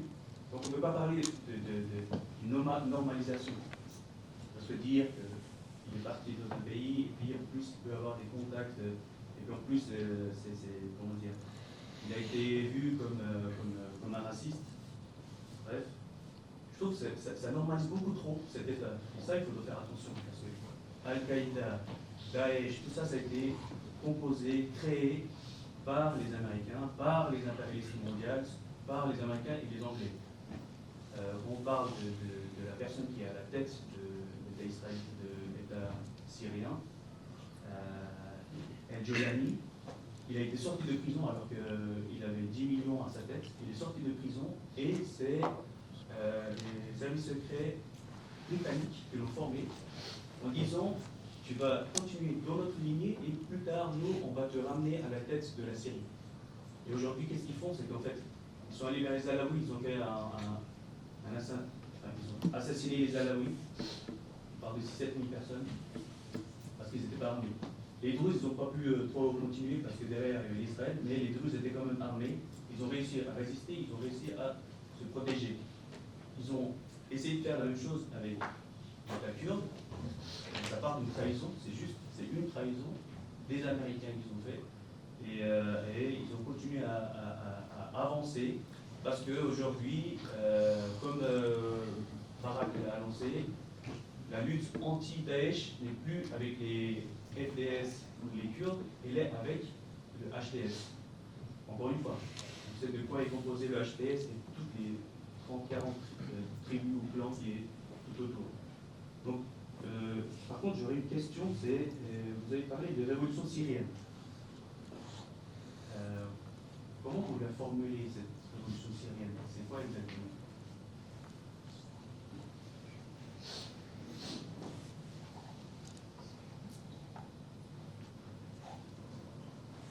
Est-ce que vous voulez répondre? On fait une deuxième salle ou Non.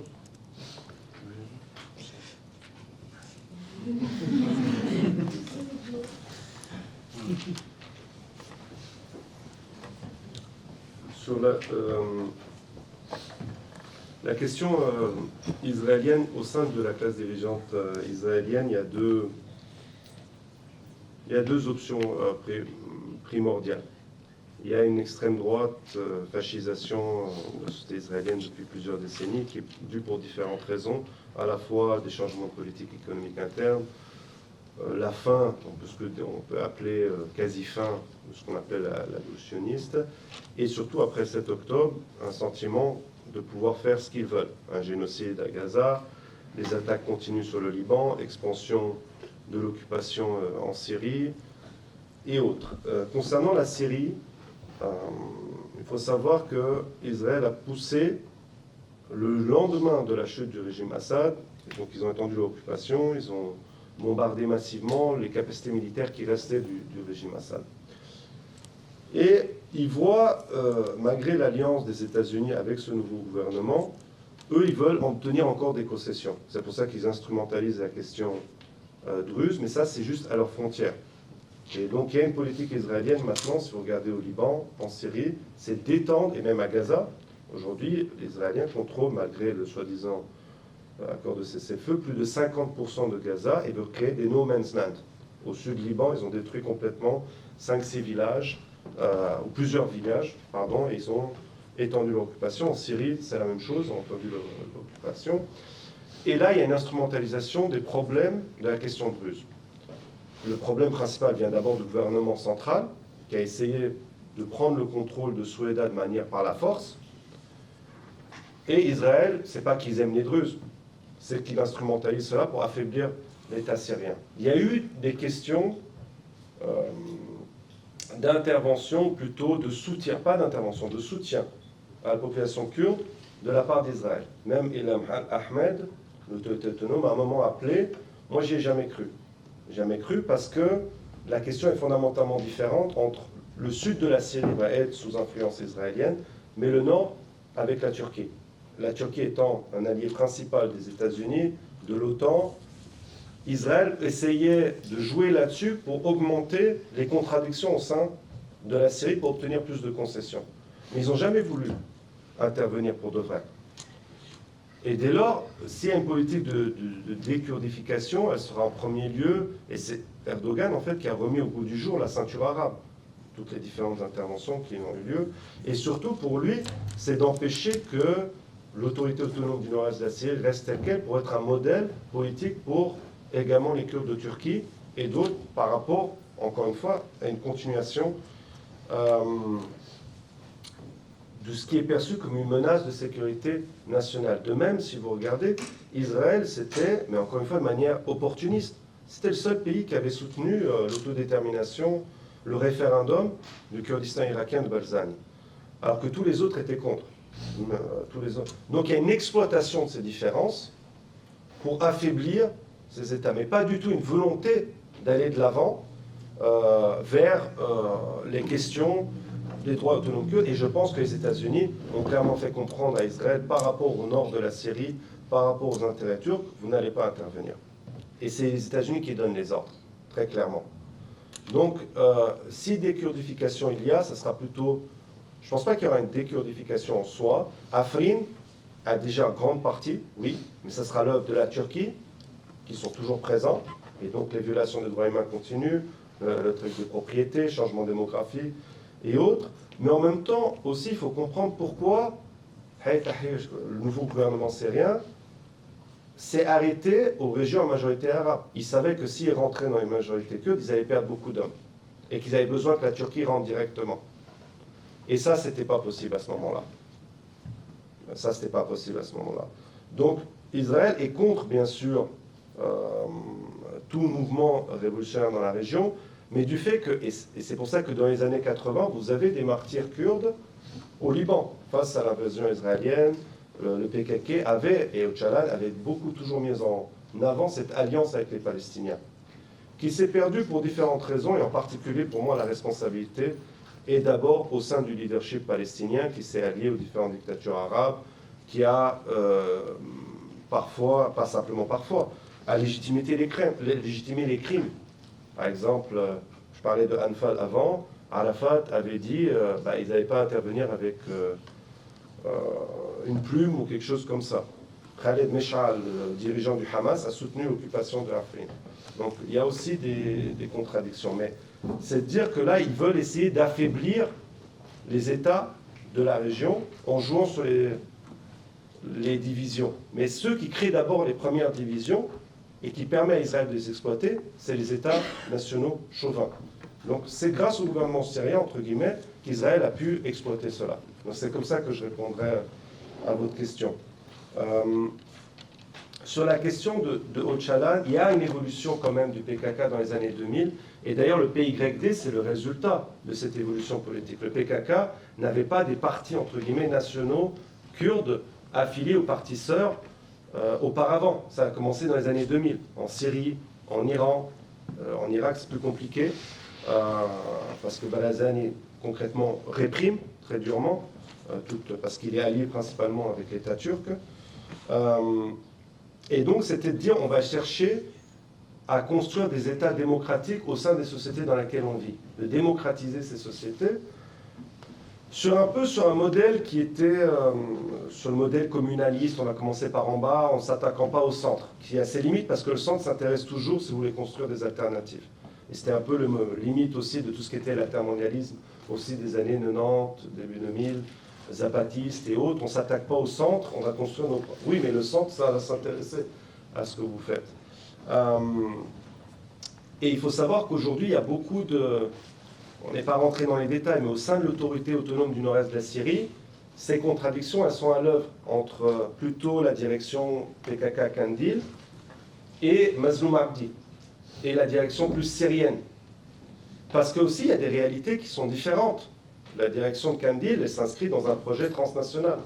Elle est présente dans différents... Elle a des calculs politiques différents que la direction politique de Mazloum Abdi, qui est en Syrie, qui doit dealer par rapport au cadre syrien. Et là, lors des dernières attaques, les derniers événements, autant Mazloum Abdi gagne une popularité très importante, autant la direction Qandil au sein de la Syrie a perdu un peu de sa popularité. Il y a ces différences qui existent. Et alors, ce que j'ai...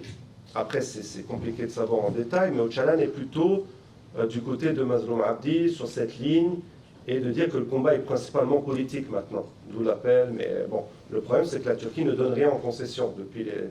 D'accord. Donc, il a quand même un certain... Après, je laisserai mes camarades répondre là-dessus, mais un certain rôle encore. Il joue une certaine influence, mais avec, voilà, des différences au sein de l'autorité autonome du nord-est de la Syrie et qui crée des contradictions. Bon, je ne vais pas revenir sur normaliser, pas normaliser. De toute façon, moi je suis qui pour normaliser l'État syrien? Je suis Joseph Daer, on s'en fout. C'est pas moi qui normalise l'État syrien. C'est les pouvoirs impérialistes, les pouvoirs régionaux. Je n'ai pas la même lecture de vous des événements, je ne vais pas le refaire en détail, je crois qu'on a des désaccords sur le narratif, sur le déroulé des événements. Par contre, je vais vous répondre sur... donc je suis en désaccord avec pas mal de votre manière de présenter les choses, qui tombe plus, voilà, pas dans une analyse matérialiste en fait des événements, comment ils sont arrivés, mais dire c'est quoi la révolution syrienne? La révolution syrienne, elle s'inscrit dans les processus révolutionnaires du Moyen-Orient d'Afrique du Nord de 2011, qui s'inscrit sur l'absence de démocratie, l'absence de développement économique, de justice sociale, et la volonté de ces peuples de décider de leur, entre guillemets, de leur destinée, le droit à l'autodétermination et autres. Et la Syrie fait pleinement partie de ces processus révolutionnaires qui ont débuté, pour rappel, en Tunisie, ensuite en Égypte, et qui sont étendus au Bahreïn, à la Libye et autres. Et quand on dit ça, ça ne veut pas dire que, et ça c'était alors de nombreux auteurs de la région, alors il y a Assed Bayat qui avait repris ce terme de révolution sans révolutionnaire, mais c'était aussi le titre d'un livre d'un historien libanais très important qui s'appelait Fawaz Traboussi, Saurat Balasouar, et pour dire que voilà, il n'y avait pas forcément de direction révolutionnaire, mais du fait de remettre en cause le pouvoir central, qui est des alternatives politiques qui se développent, qui est, etc., ça en fait une situation révolutionnaire, comme on l'a inscrite dans différentes périodes historiques. Et dans ce cadre-là, c'est pour ça que moi j'ai dit dans ma thèse et dans mes livres, je parle de processus révolutionnaires qui ne sont pas finis, où quelque chose s'est ouvert, mais dans lequel tout est à construire, et que dans n'importe quel processus révolutionnaire, vous avez des côtiers droitiers, de gauche, du centre et autres. Et c'est en fait à vous, de progressistes, de construire cette hégémonie au sein de ce processus révolutionnaire. Croire que la révolution russe, elle a commencé qu'avec les bolcheviks, c'est faux. Mais les bolcheviks ont pu gagner une hégémonie à travers le processus révolutionnaire. Et c'est le cas dans tous les processus révolutionnaires. Lénine disait, si vous croyez que vous allez avoir deux camps, des socialistes et les autres, et que voilà, ça va être fait mécaniquement, il faut rentrer à la maison. Vous n'êtes pas une lecture matérielle des choses. Donc voilà comment je définirais ce que c'était la révolution syrienne, et qui pour moi, j'ai toujours dit, ceux qui sont arrivés au pouvoir sont issus de la contre-révolution. Pour moi, c'est du contre-révolutionnaire, comme le sont les anciens régimes. Et c'est pour ça qu'il faut construire un autre pôle qui rassemble démocrates, progressistes, et pour justement construire des États complètement différents, par en bas, avec des droits démocratiques, sociaux, égaux et autres. Je vais m'arrêter là-dessus pour laisser mes camarades parler.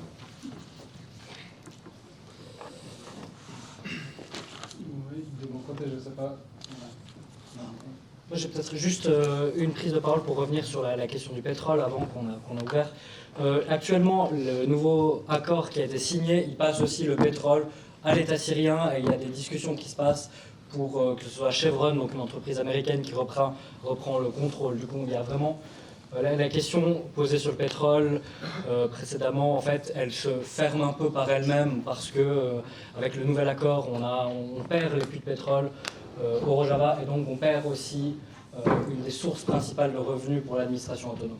Donc c'est aussi un affaiblissement. Et j'y pense maintenant parce que c'est important de se dire que la région va perdre le contrôle de ses puits de pétrole, qui était une des sources principales aussi de revenus et de financement pour l'administration autonome. Mais à part ça, rien à rajouter. Oui, de mon côté, oui. Si je peux ajouter quelque chose, en commençant par la première question un peu liée à Afrin, des cures d'éducation, comme ça. Oui, en fait, ce que Joseph défini dans son intervention aussi, c'est le colonialisme turc mis en place. Et c'est une continuation depuis le début de la fondation de la République turque. En fait, dans le nord de Turquie, il y a eu déjà cette colonialisme, peuplement, ce qu'on peut dire, est mis en place. Et la plupart des villes kurdes étaient déjà en fait turcifiées, je ne sais pas comment on dit en français. Et là, en fait, cette intervention à Rojava, sur Afrin, c'est dans la continuation de cette logique-là. En fait, lui, il veut en fait prendre tous les territoires où il y a des Kurdes, parce que l'existence kurde elle-même, c'est un majeur menace, il le considère comme menace pour son existence. C'est ce que Fanon disait dans le contexte Géry, en fait, là, l'existence même de coloniser, ça fait peur, en fait, les colonisateurs, parce que ça montre aussi qu'ils ne sont pas légitimes. Donc, dans cette même logique-là, parce qu'ils ont l'existence des Kurdes, ça fait peur l'État turc, donc il veut aller où il peut. Et aussi, il y a certaines littératures fait lien avec les nouvelles ottomans, comme ça, c'est un peu rêve d'Erdogan. Mais cette logique coloniale, ça continue. Et ce qui concerne Afrin, oui, en fait, avant 90, je crois que 95 ou 93% de la population d'Afrin, c'était kurde, et maintenant, je crois que c'est à peu près 3% de la population reste kurde. Tous les autres, ils ont dû quitter leur maison, aller pour s'installer à Halep, dans les quartiers, après Raqqa, ce que notre camarade a expliqué, en fait, cet déplacement forcé continue. Oui, et aussi il y a eu d'autres en fait colonisations par l'État turc dans le nord, comme Serikano. C'est parce que tout simplement l'État turc dès le début ne voulait pas qu'il y aurait une sorte de Rojava, une administration locale là-bas, et donc il mettrait toujours sous tension en fait. Et ça, ce que j'ai essayé d'expliquer au début, en fait, ça laisse un peu cette statut ou la situation à Rojava en suspens, en fait. Et vous ne pouvez pas avancer, donc toujours il y a cette attaque, ou toujours au niveau international il y a une discussion, et donc vous essayez de créer de facto des choses, mais il y a toujours cette menace d'existence, et ça, c'est un peu... Ça empêche peut-être d'avancer sur certaines questions. Et si on aussi un peu fait lien avec un peu la politique internationale, surtout ces dernières temps, ce qu'on voit dans la région là, on voit que l'Occident, surtout la force états-unienne, tout ça dans la région, ils préfèrent de travailler peut-être avec les centrales. Et pas avec, je ne sais pas, tous les groupes non étatiques et tout ça. Et pour eux, c'est beaucoup plus facile, parce que c'est un peu les coûts diminués pour eux, la logique, c'est coûts-bénéfices, en fait. Dans cette logique capitaliste néolibérale, on peut dire là, alors, comment on peut gouverner dans la région, ok, on peut diminuer un peu cette coût, ce n'est pas coût au niveau économique, seulement diplomatique, politique, tout ça. Et donc ça, c'est beaucoup plus efficace de faire, je ne sais pas, avec alliance avec Shara et Jolani, par exemple, parce que lui, il accepte, il est ouvert de faire tout ce qu'on le demande, en fait. Et Trump ou les Israéliens, ils le disent ouvertement, en fait. Et pourquoi ils vont préférer les Kurdes qui ne vont pas accepter tout ce qu'ils vont demander? Et donc pour eux, c'est beaucoup plus logique d'aller préférer, de faire accord avec Jolani. Oui, dans cette logique-là, qu'ils vont aussi réorganiser peut-être, ils vont essayer de reformuler un peu les frontières, peut-être ils ne vont pas déplacer les frontières, mais ceux qui sont à l'intérieur des frontières. Et ce que je veux dire par là, par exemple en Syrie, ils ont lâché, et ils ont arrêté de travailler, entre guillemets, avec les Kurdes. Dès le début, c'était déjà quelque chose, tout simplement, au niveau militaire, au niveau politique. Ils n'ont jamais reconnu en fait, la politique de Rojava. Ils étaient contre. Et ils disaient ça ouvertement, et les Kurdes, ils le savaient. En fait. Oui, après, les Kurdes là-bas, au Rojava, ils sont quand même homogènes non plus. Donc, il y avait des Kurdes aussi là-bas. Ils faisaient confiance, ou même dans l'administration là, ils ont un peu, c'est un critique, je crois que un peu l'administration de Rojava, ils sont aussi fait autocritique par rapport à ça. Ils n'ont pas peut-être pensé que ça sera si vite, en fait. Ils savaient qu'un jour ils vont les laisser, mais peut-être pas si vite. Donc, et ça bascule plein de choses, et la Turquie a utilisé bien cette atmosphère pour intervenir ou pour réduire encore plus ce qui était dans la région, en fait. Oui, c'est la prochaine étape, en fait. C'était aussi lié à la question à l'attaque contre l'Iran, je crois. C'est peut-être, c'est un peu lié aussi à la prochaine étape.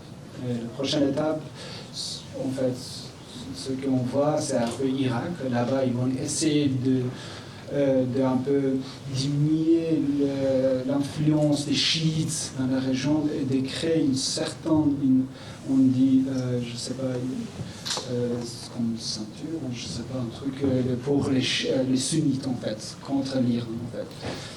Et là-bas, donc, ils ont aussi parlé, je ne sais pas, demander aux Kurdes, comme Barak à Erbil par exemple, s'ils veulent aussi, par exemple, être alliance avec eux contre l'Iran.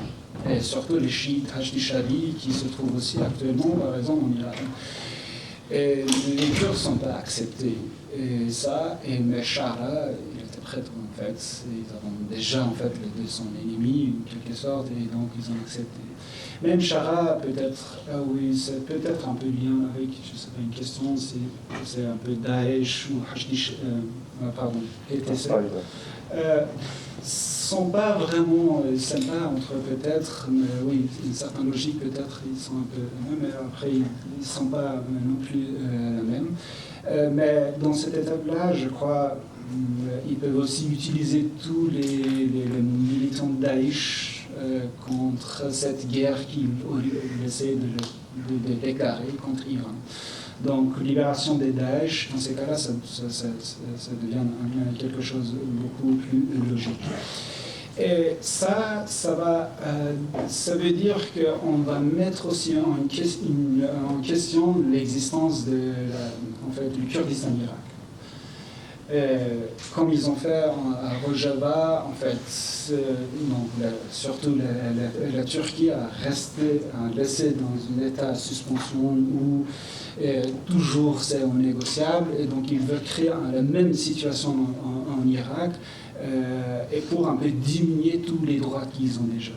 Et ça, on a vu un peu après, par exemple, le référendum d'indépendance 2017-18. Et là, par exemple, après ça, on a pris des calculs, tout ce qu'ils étaient déjà pris, et les droits des doyens, et c'est aussi réduite. Et l'Irak, en fait, Bagdad a pris pas mal de contrôles dans la région.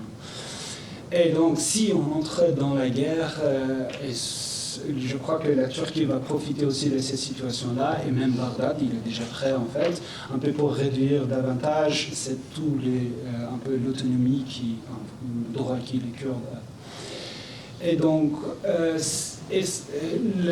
peu la situation des Kurdes, c'est toujours un peu, dans la situation, c'est toujours négocié entre les grands pouvoirs, en fait. Voilà. Et si je reviens, on fait un lien avec votre question par rapport à Jalan, tout ça, ce que je peux dire en lecture, que j'ai pu faire, par exemple, depuis 2 ans, en fait, Jalan a fait quelques communications via ses avocats ou tout ça. Je crois qu'il a bien vu les enjeux en cours. Donc, il a essayé de un peu lancer ce processus en Turquie, mais ce n'était pas seulement pour la Turquie, c'était aussi pour le Rojava, en disant, OK, essayez de résoudre le problème dans le local avec le gouvernement central, en fait. Si c'est un Rojava, donc il faut trouver un moyen de communiquer avec Shah Jolani, parce que lui, il était légitimisé en fait par la puissance internationale. Alors, c'est ça. Vous aimez ou pas, mais vous devez négocier avec lui et trouver un moyen. Et c'est aussi à l'arrière de Shara, il y a la Turquie, donc la Turquie a une puissance allemande dans la région. Vous devez aussi faire une négociation et trouver un moyen dans la Turquie pour trouver une solution. Et ça, c'est aussi pour empêcher, en quelque sorte, de cette situation que je viens d'expliquer pour que la Turquie encore essaie de perdre moins, je peux dire un peu, et gagner beaucoup plus dans cette alliance des fois très contradictoire. Et lui, il aussi éviter que les Kurdes soient devenir les mercenaires du pouvoir international. Parce que, oui, c'est certain, ce qu'on voit, et les Américains, tous les Israéliens, tous, ils veulent utiliser les Kurdes comme mercenaires. Et, donc les Kurdes n'acceptent pas ça, surtout le parti politique kurde, il est contre ça. Et c'est pour cette raison-là qu'on voit aussi ces derniers temps comment le mouvement kurde est pris comme une cible. Même il y a des gens qui disent ok, si on faisait l'alliance avec l'Israël ou je ne sais pas les Américains, on pouvait aussi gagner un État ou comme ça. Et ça c'est pas vrai en fait. L'Israël va jamais penser en fait. Les Kurdes, il va tout simplement penser son sécurité. Et pour lui, en fait, le Kurde, il peut mourir, mais il peut tout simplement instrumentaliser cette question-là. Et pour la Turquie, c'est la même chose. Pour les États-Unis, c'est la même chose. Ils s'en fichent. Ils ont dit ça ouvertement, en fait. Et ce que peut faire, en fait, le Kurde, avec l'autre population dans la région, entre eux, ils doivent créer une alliance. Donc, ces derniers temps, autour de Rojava, on a vu aussi cette tension, cette nationaliste, en fait, entre les Kurdes, et essayer en fait de créer un peu de tension entre les Kurdes et les Arabes, en disant, ok, les Arabes de Raqqa, ils ont lâché les Kurdes, ok, ils sont un peu... ouais, par là, ils sont essayés de créer une tension pour faire une guerre civile aussi dans la région. Ça, c'est dangereux. Ça, c'est un peu pour de créer cette division entre la population régionale pour qu'ils ne créent pas une certaine alliance. Et peut-être cette situation-là, ça va aussi... oui, c'est un peu facile. Ils ont joué sur ce point-là parce que ce qui s'est passé à Raqqa, par exemple, à Deir on a vu, par exemple, les Kurdes ne voulaient pas, par exemple, prendre des Raqqa. C'était aussi un peu lié à ce que tu as dit. Ils ne voulaient pas prendre des Deir ou Raqqa peut-être. Et ils étaient obligés, en quelque sorte. Et première chose, parce que s'ils veulent un peu se battre contre Daesh, parce que c'était le deuxième capitale de Daesh, Raqqa, il fallait le prendre pour pouvoir protéger ces territoires. Et deuxième chose aussi, en fait, si vous voulez bénéficier de l'aide internationale, coalition internationale, ils étaient obligés d'aller jusqu'à là. Donc, après, s'ils devaient rester là ou pas, c'est une autre question, parce que gérer tout cet espace-là avec peu de sources, c'était dès le début un peu vraiment très risqué. Bon, là, en fait, il y a plein de différents en fait, enjeux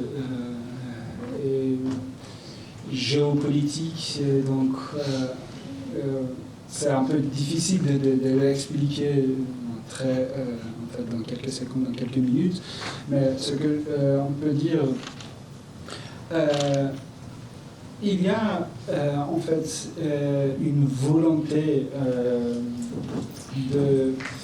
de voir les choses autrement, comme l'idée de bottom-up, de créer une alliance avec de la région, mais quand on peut décentraliser cette logique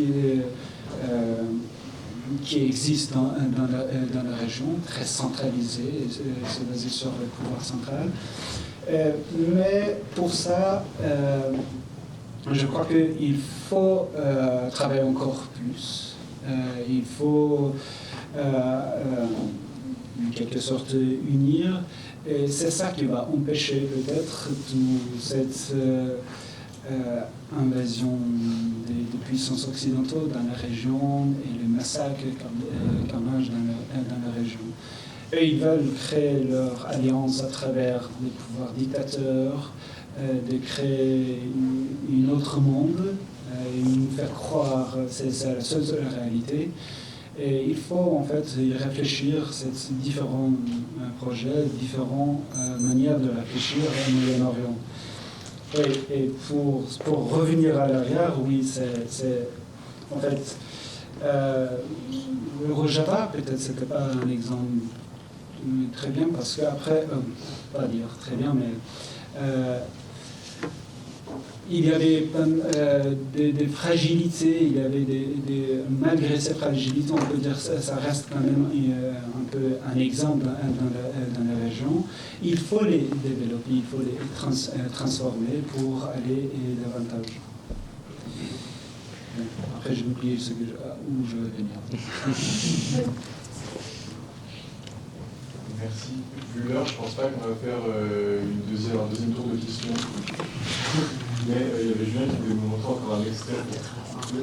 Après, ma super intervention très importante tout à l'heure. Je reviens avec des dates, cette fois-ci après les questions. Du coup, déjà, date aujourd'hui, tout de suite, il va y avoir un apéro très sympa, donc on serait vite vous y voir si vous avez le temps de rester un petit peu.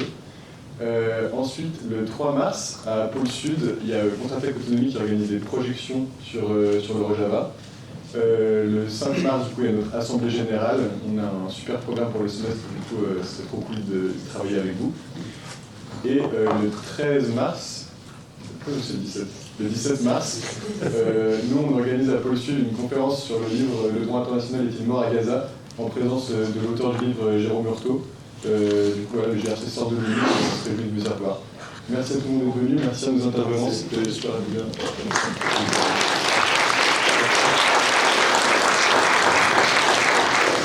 Moi, je vous propose un petit entraînement de finir en musique, donc comme ça vous allez comprendre.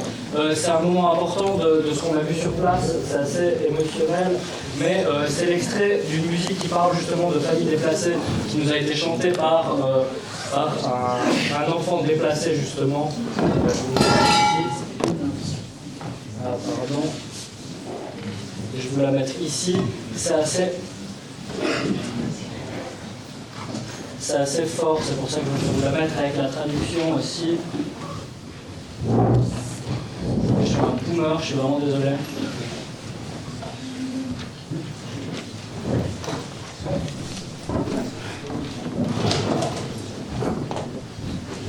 Ah, j'arrive pas, je suis un boomer, attendez. Ouais. Ça fonctionnait avant.